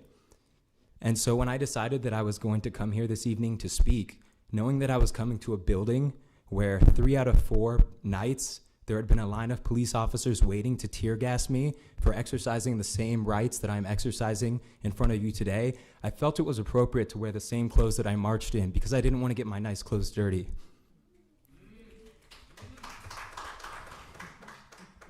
The reason I'm speaking to you guys is because I believe that apologies have been made, but I don't think an apology is an apology unless there is action backing it up.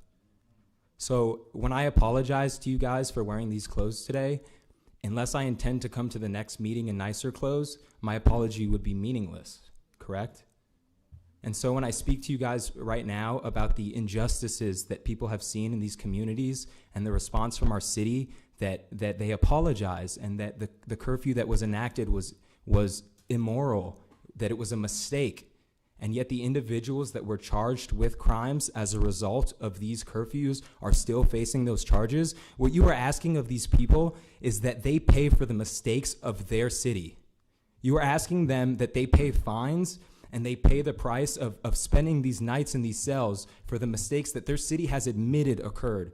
And so the first thing that I'm asking from you guys when you tell us that you apologize to us is that you remove these charges that you've placed as a result of the curfews that you now admit are mistakes. I mean, please, how can you find these people when you tell them that you made a mistake? It's horrible, it's wrong, and it's unjust.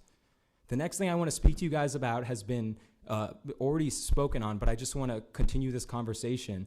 When I come here to speak with you guys, understand that as a constituent, as someone who voted for one of you that I won't point out, I won't play favorites, as someone who has voted for you, you must understand that I pay your salary, correct? As a taxpayer, I pay the $24,000 that you receive. In addition to that, I pay the salary of the police officers. By that logic, these individuals are my employees as a taxpayer. And so when people who work for me to serve and protect me go out and brutalize communities in these cities, I expect them to treat me the same way that an employee of mine would, having made those mistakes. If I ask an individual to paint my house black, right, and he instead decides he's going to paint my house red, not only am I going to expect him to apologize, not only am I going to expect him to waive the charges that were admitted to me, but additionally, I'm going to expect recompense. I'm going to expect him to pay for my house to be repainted. And so when these police officers go out into these streets and assault these protesters brutally, I expect them to pay for the mistakes that they made. They told me that they were here to serve and protect members of this community. And those pictures you saw, do those look like individuals who were served and protected? They were not, plain and simple. And so I encourage the police department to find in its funding, if you can afford these rubber bullets that you mercilessly shoot at us, if you can afford 7 barrages of tear gas, I'm pretty sure you can afford to pay these individuals' medical expenses. If there's not a procedure for that to happen, then I encourage you as council members to take that $24,000 that you receive for serving this community, and I encourage you to go on GoFundMe and find these pages and for you to contribute to these funds, because it is absolutely unacceptable that as representatives of the people of this community, we are letting this happen. It's insane. How can we have a protest against police brutality and have police brutality be the response? Is that not insane to you? We shouldn't even have to protest at that point. We all saw what happened. And so you can make these apologies and you can tell us that the protests were violent.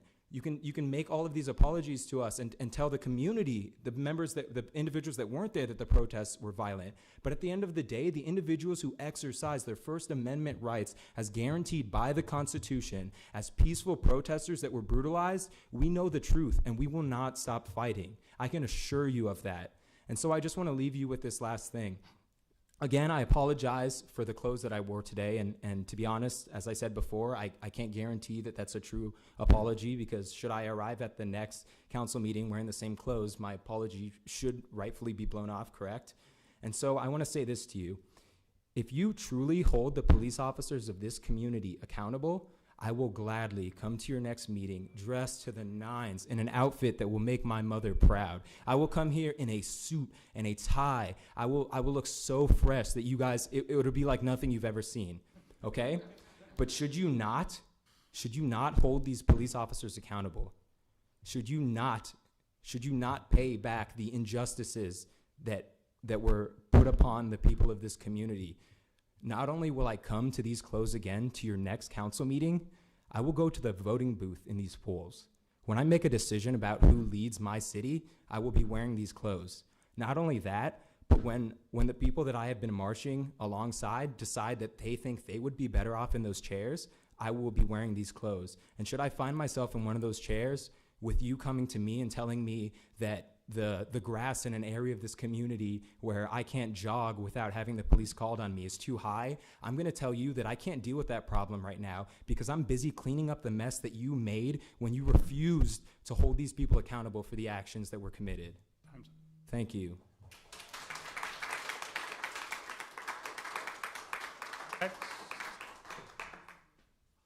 Come on up. Yeah. You need to sign in. Yeah, my signature is cool. Yeah. Oh, I forgot to sign earlier. Do you want me to do it twice? Yeah.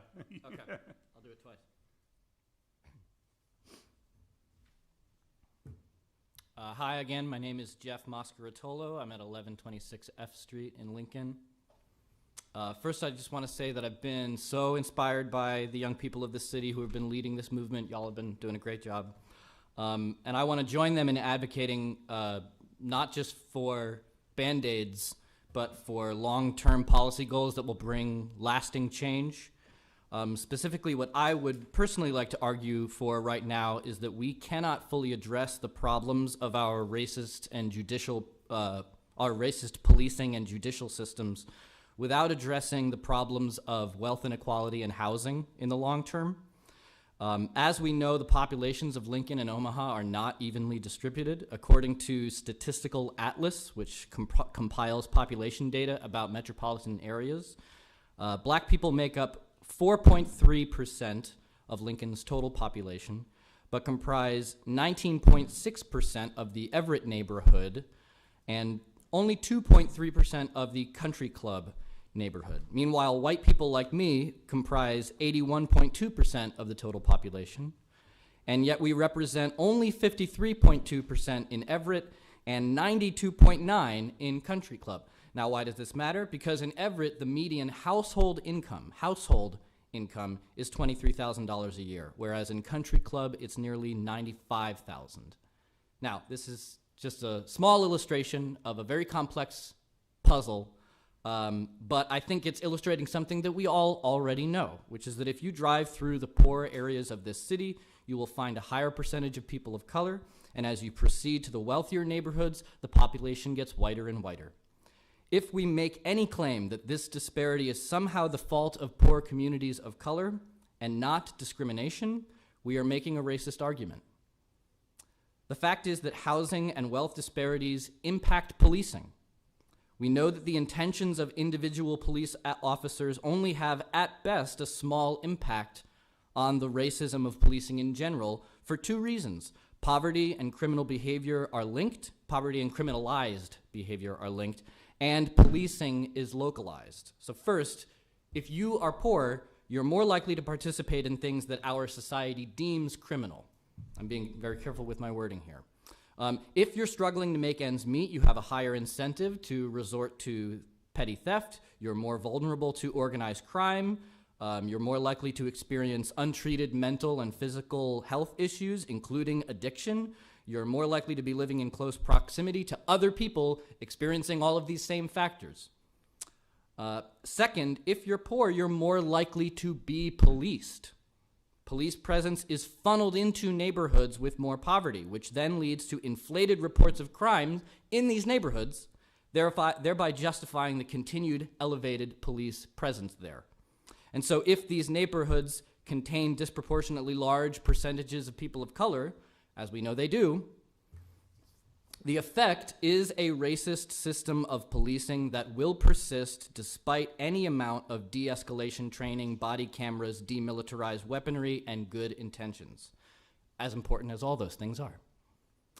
We must therefore, in the long term, set our sights on supporting programs designed to increase financial and medical security in vulnerable areas, especially for, but not exclusively for, people of color.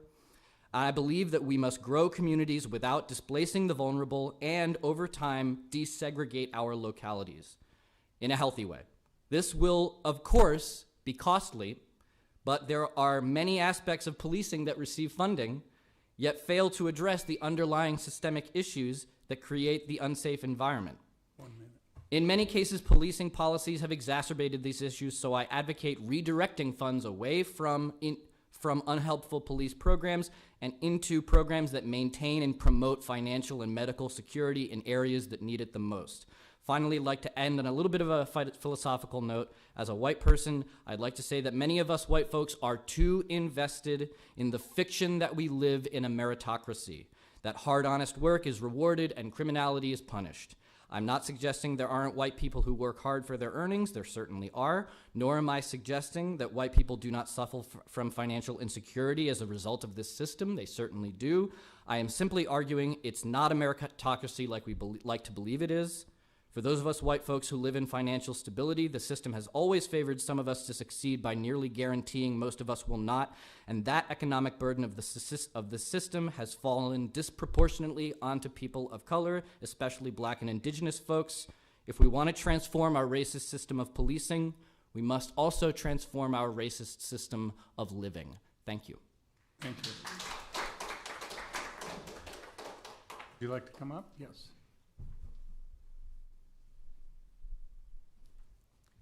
Good evening. My name is Cody Hurd. I live here in Lincoln, right by Pius High School. I would like to start by acknowledging, and I'm sorry I might butcher this a little, we are occupying right now the stolen land of the Oceti, Shakowin, and Pawnee Nation.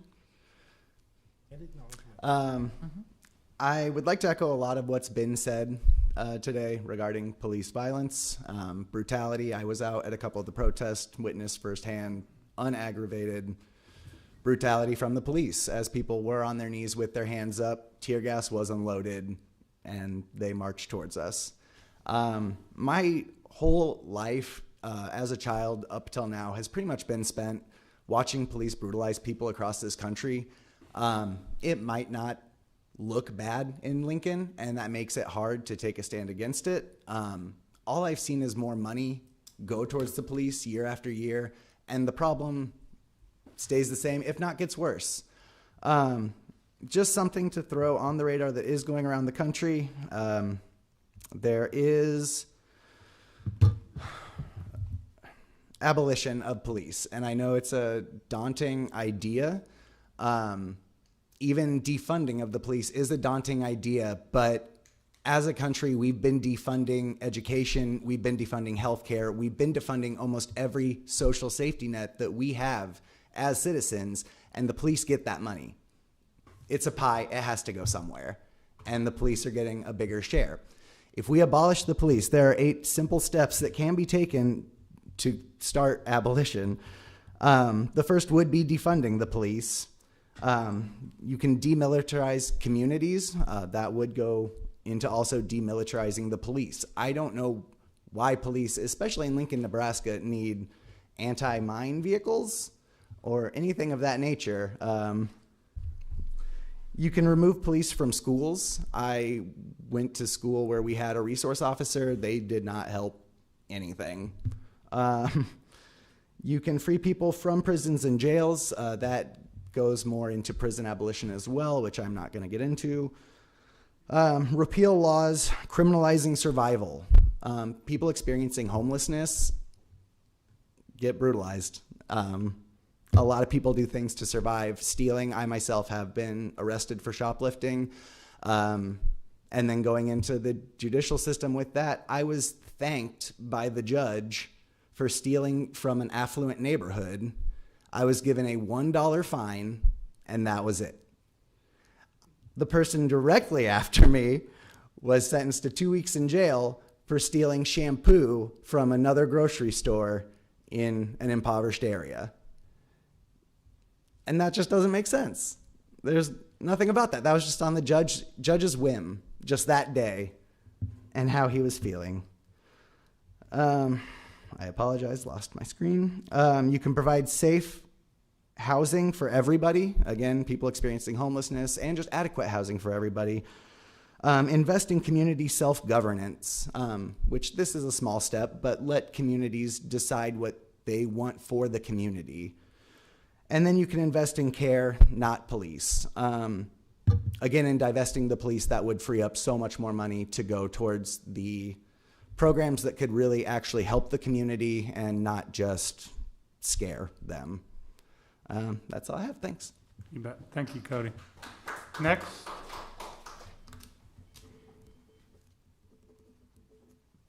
Hello. Hi, my name is Alex Munson. I'm an educator. I've taught at the University of Nebraska, Concordia University, and Nebraska Wesleyan University. And having the opportunity to teach at those 3 universities has given me the opportunity to listen to a lot of my students. And something that I would like to echo in here that one of my friends spoke of was the accessibility to this space. It doesn't feel accessible. My heart is also beating. And I tell you what, I've seen the 2 largest gatherings I've ever seen in this city were at, the Memorial Stadium, and then this weekend around the Capitol during COVID, during a time when we're all afraid. And many of those folks who did show up were those who had already experienced, the violence at the hands of the police. They're very well aware of the fear of COVID. They're very well aware of the things that they should be fearing, and they're still showing up. And it's not because, we're not disregarding what kind of threat this could have. By meeting in large groups, we're trying to be respectful of it. It's that we feel more threatened by this continued history. And I heard some counseling happening to many that were getting ready to speak here. And what was said is, try to bring something new to the table if you're going to come up here and speak. And I thought that was some good advice. But also, as an educator who always tries to get feedback from my students as to what's working, what's not, if you keep hearing the same problem over and over and over and over again for how many centuries? Yeah. then we must not be doing something right. We're not doing something right, and yeah, I'm experiencing the fear. I was there. I wanted to witness every single part of this conversation. I was there for the protests in every sort of fashion. I'm here for this, and I've experienced in the various ways that we've tried to address it. I don't know how many times in your life you felt like you weren't heard, or your voice didn't matter. I was talking with my brother the other day about how when both of us used to have a lisp, we'd be having this very serious conversation with our parents, and our parents would suddenly go, don't lisp.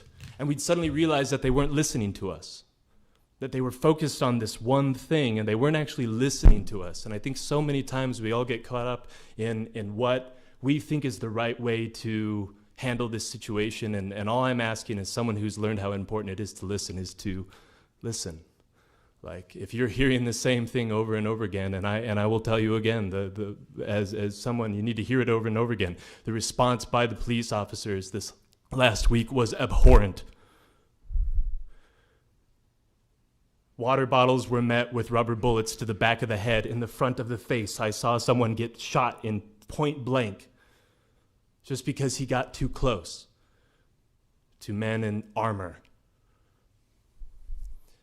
And the Cupid shuffle thing that they had the other day, that felt like when a parent gave you a toy and said, "I don't want to deal with you right now."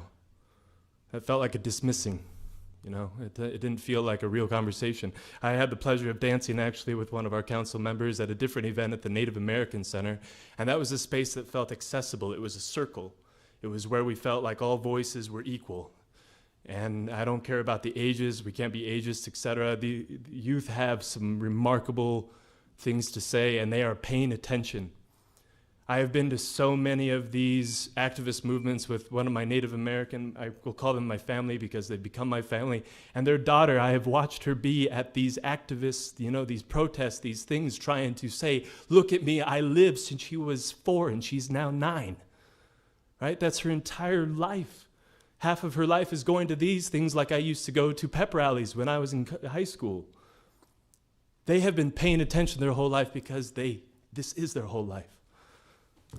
So, yeah, as an educator who wants to continue to learn from my students and knows the value of their voices, I hope you will continue to listen. I don't know what decisions are to be made today or in the future, but I think that this space does need to be made more accessible. We want to see you, and I know in various facets we do see you out and amongst, but let's make it more formal. Let's make a good circle.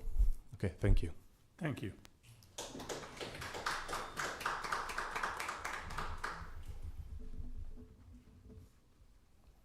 Hello, my name is Sarah Halfilio, and I live in 2972 West Washington Street. Sorry, I'm a bit nervous. I'm going to read some facts that I've gathered from changerights.org. Roughly 1,000 people are shot and killed by police officers every year.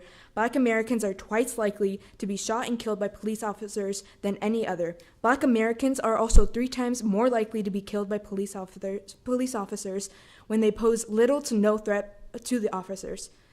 And these accounts don't even account for those like George Floyd, who was killed by an officer but not shot. You, as a city council, can make substantial change. What are you going to tell your kids that you've done to make a change in this city? Are you going to continue to sit back and keep letting injustices and violations of human rights happen right in front of you? Or are you going to do your job and make policy change to protect Black and brown bodies that live in this city? Black isn't a threat, and Black lives matter. I hope you truly listen to us and listen to your community, because change needs to happen. I'm sick and tired, and I can't even imagine to believe or to feel what a Black person is going through. No one should die because of the color of their skin. Do something about it. Black lives matter. Thank you.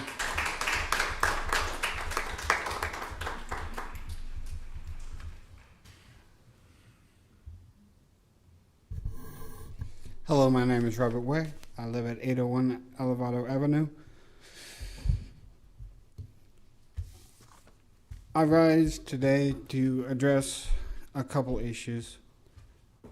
The first issue is in response to the awakening, because I'm thinking this is a lot more than a protest. This is a lot more than a protest movement. After 11 days, this is coming a lot more when historically you talk about American awakenings. And that's what's happening here, because out of people who were never involved before are coming leaders. Leaders with passion, leaders with vision, leaders who are tired of waiting. That sort of moment, we're not always lucky enough to see. And I'm glad it's happening now. But what I would address is back to more pragmatic matters, as I've come to speak with you before. There's a national movement called 8 Can't Wait, and it details 8 different policies that they believe should be enacted now, and I think they make a lot of good points. These 8 policies are a ban on chokeholds and strangleholds, requiring de-escalation, requiring warning before shooting, requiring exhausting all alternatives before shooting, a duty to intervene, a ban on shooting at moving vehicles, having a use of force continuum, and requiring comprehensive reporting. You can find this list at 8can'twait.org. I would have brought handouts, but I figured the less we're sharing stuff right now, it's probably better. On the upside is the national movement does credit Lincoln for having 3 of these things in place. We require de-escalation, we require exhausting all alternatives before shooting, and we have a use of force continuum. Testimony here today has risen the idea is that shooting include both lethal and non-lethal means, and I think that needs to be reviewed. Additionally, if the general orders of the Lincoln Police Department were amended on January 1st of this year, and item 37 reads, an employee who witnesses or has knowledge of a criminal act committed by an employee have the duty to intervene and, if safe to do so, report this violation. So it makes me think that maybe we got a duty to intervene on the books. So that's 4.8. Of course, with all policies, nothing in paper is important unless it's enacted. So what can the city council do right now to make a positive step? Of the steps we have taken, the 3, which the chief has already implemented, and if he, in his opinion, if the 4th qualifies, has the council passed a resolution saying we support these choices? Terrible things have happened. But we need to address those terrible things, but if there are positive things happening too, is the council saying we stand with you when they're making these positive choices? I would also ask the chief and people who understand policing, because I do not understand policing, why the other items on this list cannot be enacted. There might be good reason. But I would agree with some other testimonies here, though I've been in this space several times now, and the more you do it, the less intimidating it gets. They shouldn't have to come to their leaders. I think it'd be great if the leaders came to them. I know there's some policies. I believe a councilwoman Washington is going to be with the mayor doing an event. I think that's good, but I think the calls you've heard here today reflect opinions outside this room. And I thank you for your time. Thanks, Robert.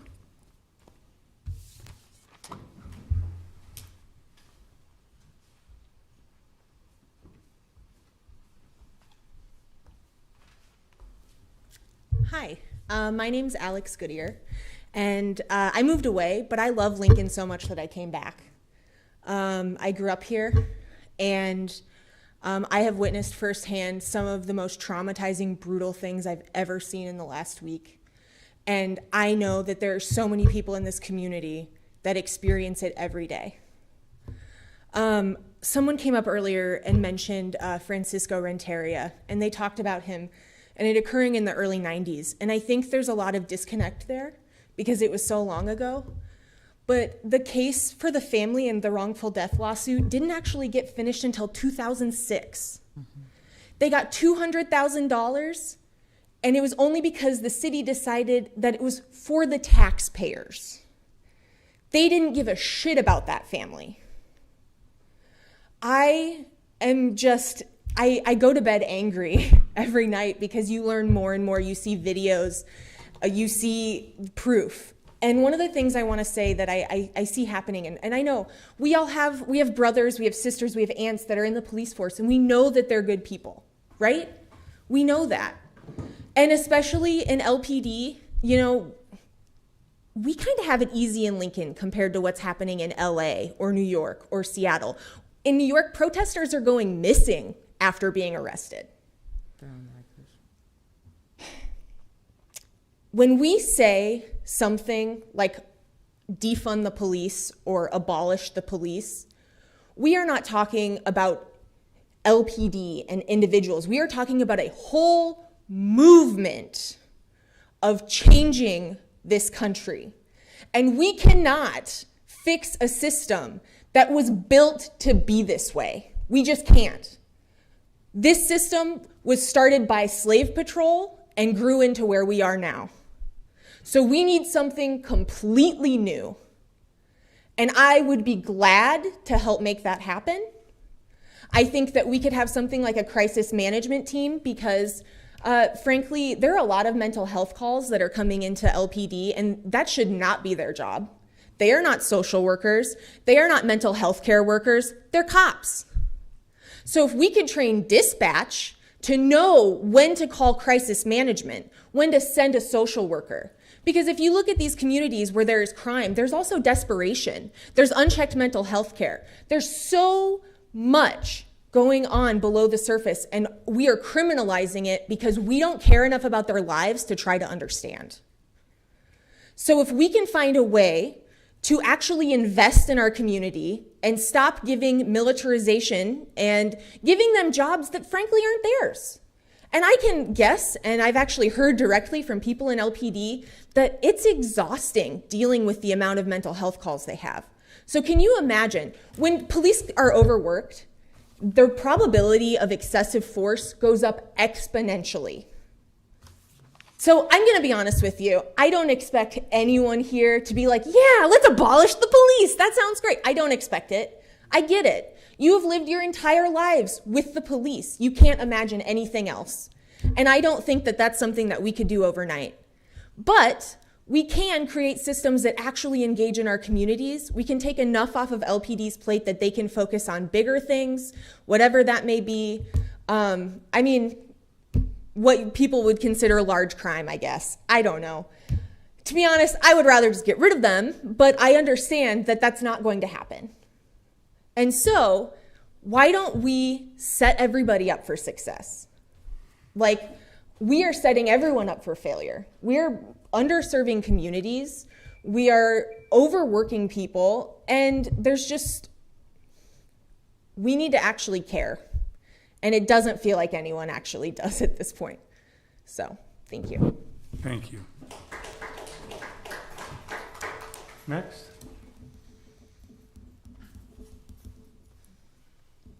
Hello, my name is Adam DeJosie. I live on 843 South 10th Street. And I would just like to touch on two things. First, my firsthand experience living at the time at the Francine building, just right down the street. From what I saw the night of the protesting, I believe this was the second night of the curfew, first night, I don't know, it's kind of jumbled, but it was well after everything had calmed down and settled down, and there was a person in their car out in front of the Francine, and without warning or anything like that, squad cars pulled up. The officer had their hand ready to draw on the pistol, went to this person's car, opened the car, yanked them out without any explanation, proceeded to arrest them, throw them on the ground. And meanwhile, myself and the neighbors at the time, we were on our stoops watching this, looking at it happen, and more squad cars pulled up. More officers got out and demanded us to go inside, otherwise that they were going to arrest us, and we were on our own property at that time. So I just want to go ahead and just bring more light on to how this was treated. And the officers that did show up and threatened to arrest us on our own property seemed very eager to do it, and they continued to escalate the situation until their superior called them back. So I just want to go ahead and put that out and let everyone know that that happened. Also, just for myself as a white person living in this society and culture, I've been trying to educate myself to the best of my ability.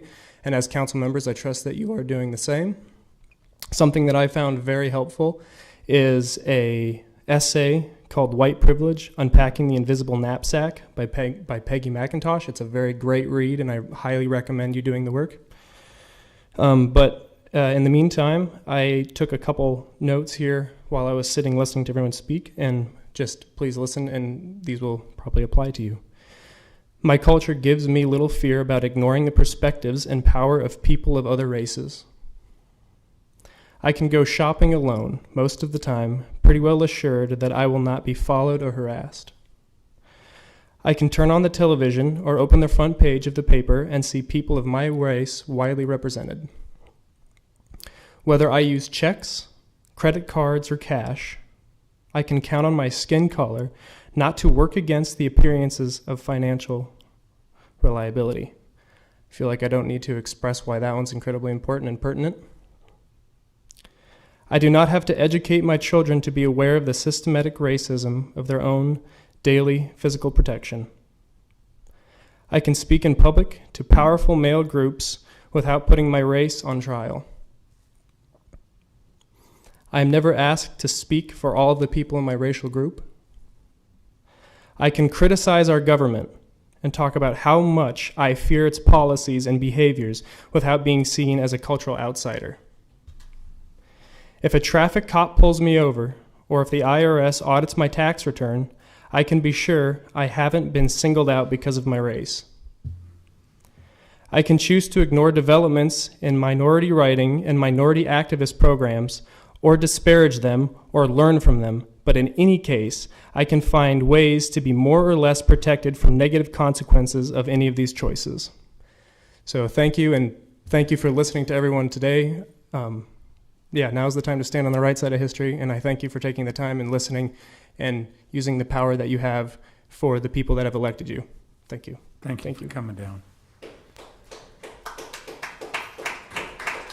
Is there anybody else that'd like to come forward?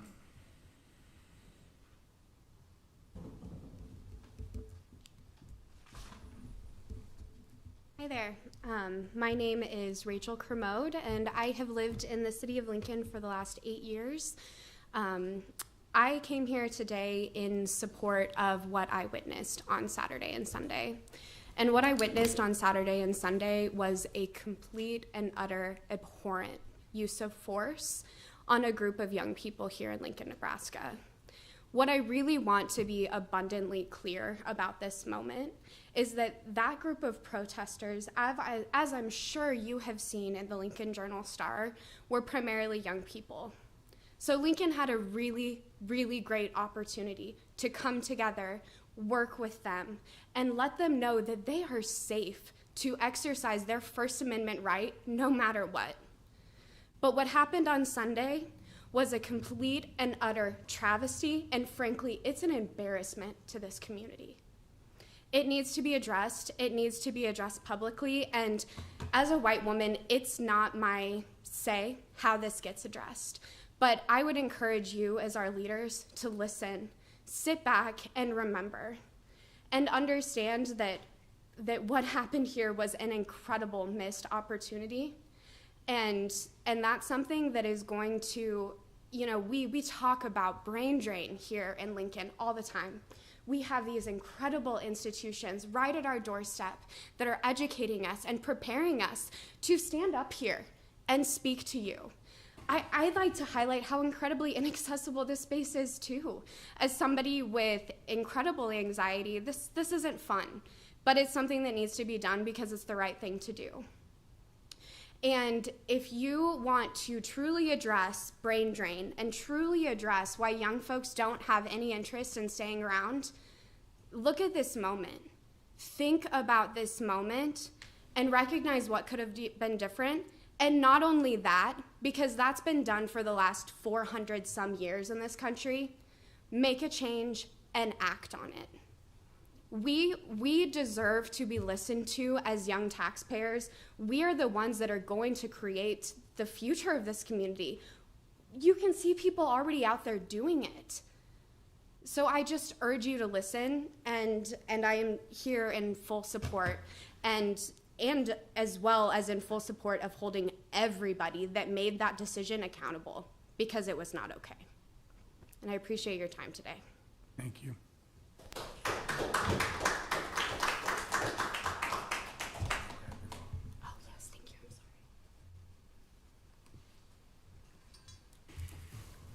I'm sorry. Hello, council persons. My name is Marcus Laravel, and I thank you for your time today.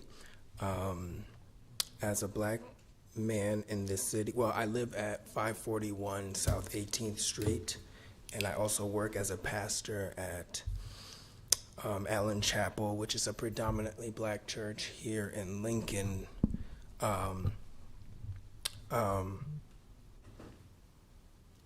I do want to say that I stand with a lot that has already been said here in this forum, but I think that some of them are worth saying again, as we have heard somebody say earlier, that I think that repetition deepens the impression, and I hope that we are making an impression today.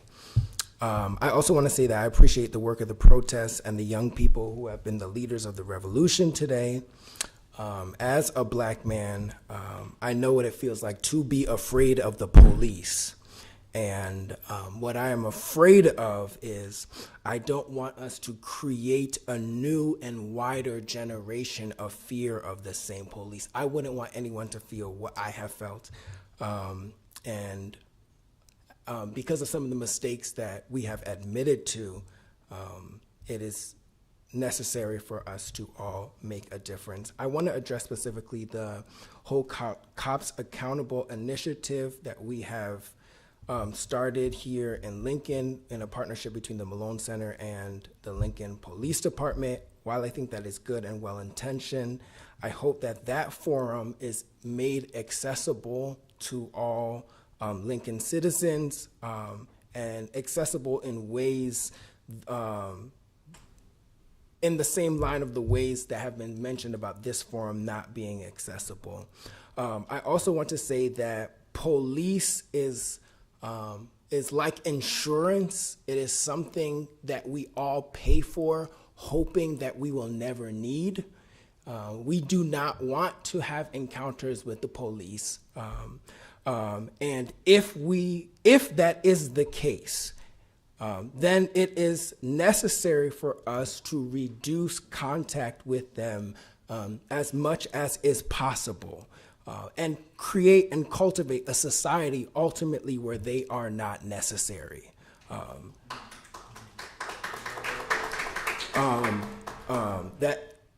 With that being said, and if that is the case, then it's important that we create solutions that do not continue to fund the problem. And I've heard a lot of solutions, and I've come to speak proactively to this body that as we are creating solutions, that we do not go with some of the solutions that are being talked about and that are popular in the media, which is solutions like body cams and trainings, and even more meetings like the whole Cops Accountable initiative that we have, because they will cost more money and will continue to fund the thing that we are hoping not to have to use. But if it is our job, and if we are serious about creating a society where cops are not necessary, to use that same money to fund other things that will make policing less necessary, things like education, things like community centers, and whereby giving us the opportunity to have a smaller police force and less need for police. In other words, to do a lot of what has been said before in defunding the in defunding the police and investing in the citizens that we are hoping will not need to encounter the police at all. Lastly, I'm hoping that in addition to having a smaller police force and less militarized police, like we saw last weekend, that we do a better job of requiring cops to be liable for the misconduct that they have done. This is necessary as people have come up here and expressed that they would like to hold this body and the city accountable. I stand with that. I also say that it's important that we hold the cops who have unjustly misused their weapons and to attack peaceful citizens, that we hold them accountable as well for the incidents that have taken place over the past few days and in the future as incidents continue to take place.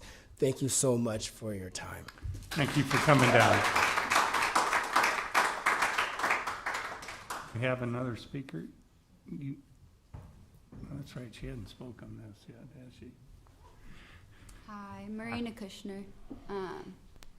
I'm not speaking to a specific policy or anything right now. I just want to shed further light on some of the comments that have been made about the curfew and the peaceful protesters and the choice to stay out, because I think this is an open dialogue that should continue to happen, just a conversation. I don't think I will ever forget the moment when me and my friends were ready to go home because it was passing curfew, and we were informed that, police were setting up barricades and they were getting their tear gas ready and the shields were going up a few blocks away. And we were like, I don't know if I have it in me tonight. I think I'm going to go home. And this group of black kids came up to us and asked where we were going, because we started dipping out into an alley to get home. And we were about to shamefully tell them we were going home and leaving them. And another friend was like, we're not leaving them. Like, we can't leave them at this, at the vulnerability of the police and their violence that are preparing to fight these kids, asking us where we're going right now.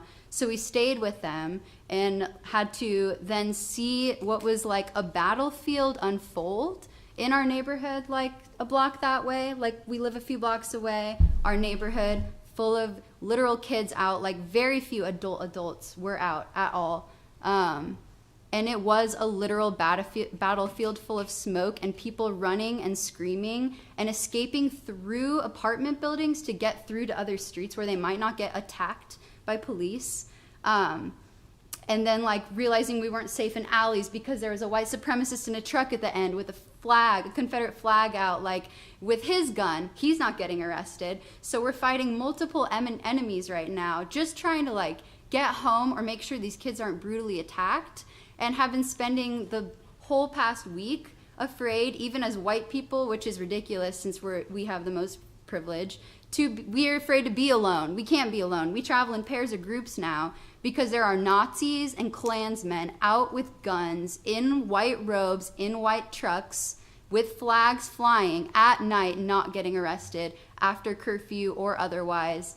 And so I've never felt as disillusioned or had the least trust I've ever had in the entire system that is set up to protect us or whatever, than I do now, because I don't even know who the worst enemy is. I don't know if it's the cops firing rubber bullets at kids in the head, or if it's the Nazi at the end of the alley that is probably just trying to scare me, probably isn't going to shoot me because I'm a white woman. But I just wanted to impart that is the feeling that has been gathered from me and I think a lot of other people in this community. And so that should be really disappointing, I hope, to hear. And that is what I wanted to share. Thank you. you like to speak? Yes, I would. Good afternoon, good evening, I guess. My name is Shad Overshorn. I prefer to leave my address as anonymous at this point in time. I apologize for not having anything prepared. I was not planning on speaking this afternoon or this evening at all, but like many others, I have been moved by the things that I've heard. And basically, from what I'm hearing, I'd just like to summarize a little bit that from what I'm hearing is people are calling for change and calling for accountability. The same type of things that I think that our leaders, our politicians, and our police have asked of us as citizens for the past however long. So my point being is I don't think it's a lot for us to ask of you to hold yourselves accountable and to change in the same ways that you have asked us as citizens to change over the course of time. And basically, that's all I'm have to say is hold yourselves accountable, change, and do the same things that you ask of us as citizens to do, because that's only fair, and that's the only way that we're going to be able to move forward, is if we agree to be able to help hold each other accountable and to help change and to educate each other on the real things that are really going on. And the problems that we're having within these communities are real. And I'm here to tell you that for anybody to say that they are absolutely dead wrong, and you're not allowed to tell us how to feel, because these are our real experiences. These are our real life stories. These are things that are really happening to us. And for anybody to say otherwise, it's sickening. So thank you very much for your time. Thank you. Is there someone else who'd like to come forward at this time? No, just once, yeah. Next week. Am I really not allowed to? You really No, are. you can only approach, just once. Once. Oh, yeah, okay. Yeah. All right.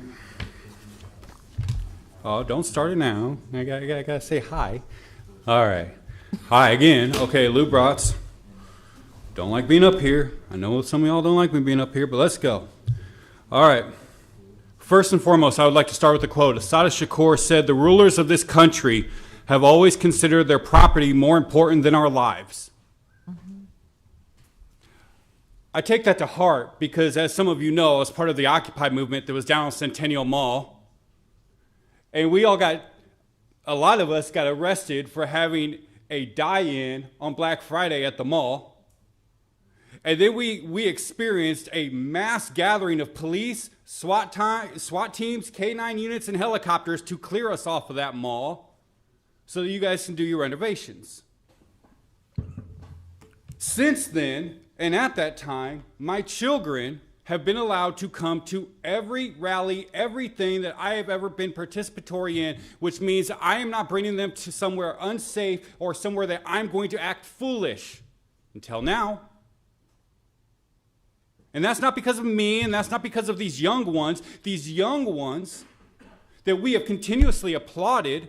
We applaud them when they walk out of their schools tired of gun violence. We've applauded them when they come together and fight for climate change. We've applauded them over and over and over for taking their First Amendment rights and taking their rights as American citizens seriously enough to stand up and say that we should not have Immigration and Customs Enforcement coming into this town and removing 20 plus people out of their restaurants. We've applauded them. Am I lying? Then we get to this last week, where it again is young people who are leading the charge again, because our generation and the generations before mine have not advocated and enacted the change that needed to happen. And I have to look at my children, some of you know them, and tell them, no, you can't come down. Because for the first time in a long time in this city, in my backpack that I carry around, I've got goggles. I've got extra cloth. I've got Maalox mixed up with water. I am prepared for an actual actual violence to be perpetuated against me and against the people around me in this city again for the first time since the Occupy movement in 2011, 2012. That's on y'all's police department. That's on the state's police department. That is on Mayor Lyrian Gaylor Baird and her actions as well. Then, speaking of the mayor, then the mayor decides that she's going to institute a curfew. She did not institute a curfew during this COVID-19 pandemic. And we did not see the response in arms from our officers against the people who are standing in arms, with arms, on the state capitol steps, or the gentlemen who were walking through our state capitol with firearms. We didn't see that same response. And then she gets out there and says, well, I let go of the curfew and I extended the curfew so that you guys can join your brothers and sisters down in Omaha. You literally now have the ability to limit to where we are going to go peacefully protest by enacting curfews, but you wouldn't enact curfews having to deal with the COVID-19 crisis in this city? Who are we actually protecting and serving? Are we protecting and serving the people, or are we once again showing that the property is more important than our lives? I will end with this. A lot of times you guys say, well, what's the solution? What's the plan? I know that some have the HCA. 1 minute. I know that some have the HCA. And I'm not one that wants to give more money to the police department, because I honestly believe that you guys continue to give money to the police department, and then you say, well, we got to increase the budget this way, so we're going to lower the bond issue when it comes to the schools this way, and somehow it just never makes sense for us, the taxpayers of little to no income that have to pay.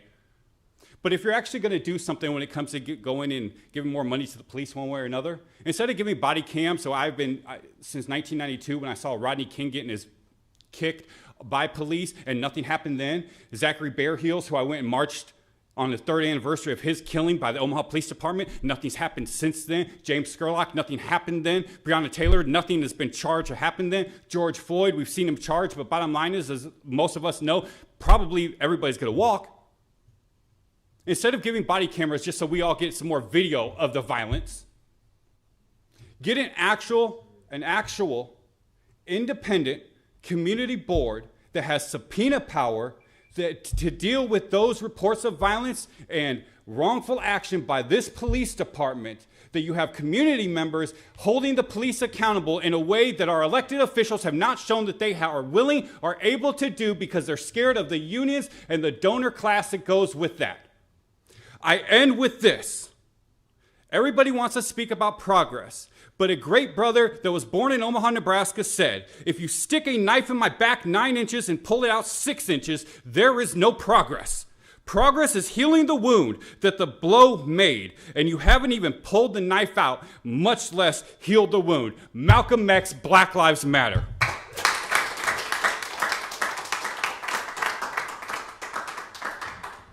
Yeah, would you like to come up? Hi. I'm here to elevate the words of my friend Kieran, and a couple of other people who've already spoke. Oh, sorry. My name is Jack Rodenberg. Kieran pointed out that in every instance, including Lincoln, of looters and rioters, it is in response to police brutality. The protests are peaceful until the tear gas starts getting fired, until the pepper spray starts getting sprayed. That's when people say, well, you've broken this social contract. The protests are no longer peaceful. I'd like to echo something that you said, sir, in the back. Police are a last resort, if they have a place in our society at all. I'm a gardener, and I know that when a lawn care company says we need to return every week to mow and trim your weeds, that's a con. They want to get hired, okay? A real person that wanted to benefit your life and your ecology sets you up with a permaculture, and they step away and say, you never need me again. That's how police should be. They should be here as a last resort.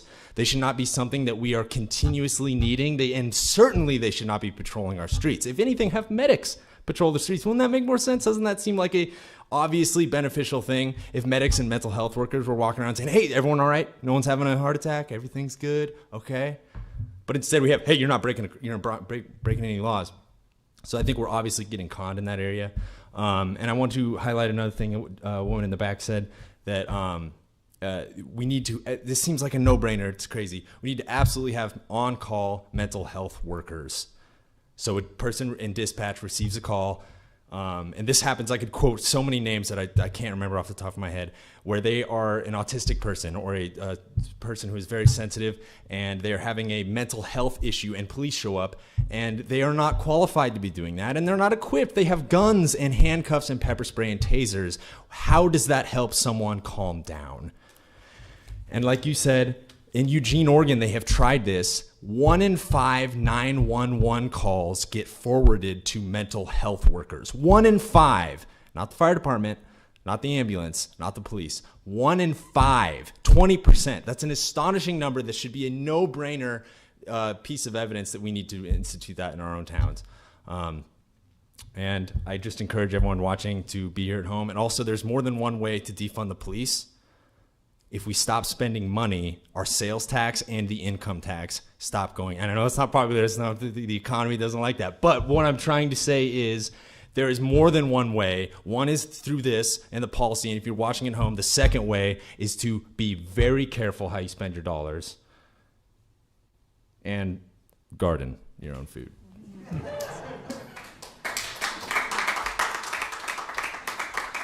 Thank you. Is there anybody else that'd like to come up here tonight? I want to thank everybody for being here, talking to us. It was enlightening for me, and it really was, so I appreciate it. And yes, Roy? 2 things. Remember the golden rule, and I move for adjournment. Second. It's been moved and seconded that we adjourn. Would you please call a roll? Bowers. Yes. Shope. Yes. Washington. Yes. Ward. Yes. McGinnis. Yes. Motion carried. I get to vote I'm yes, sorry, too. Roy Christensen. Motion carried 6-0. Thank you.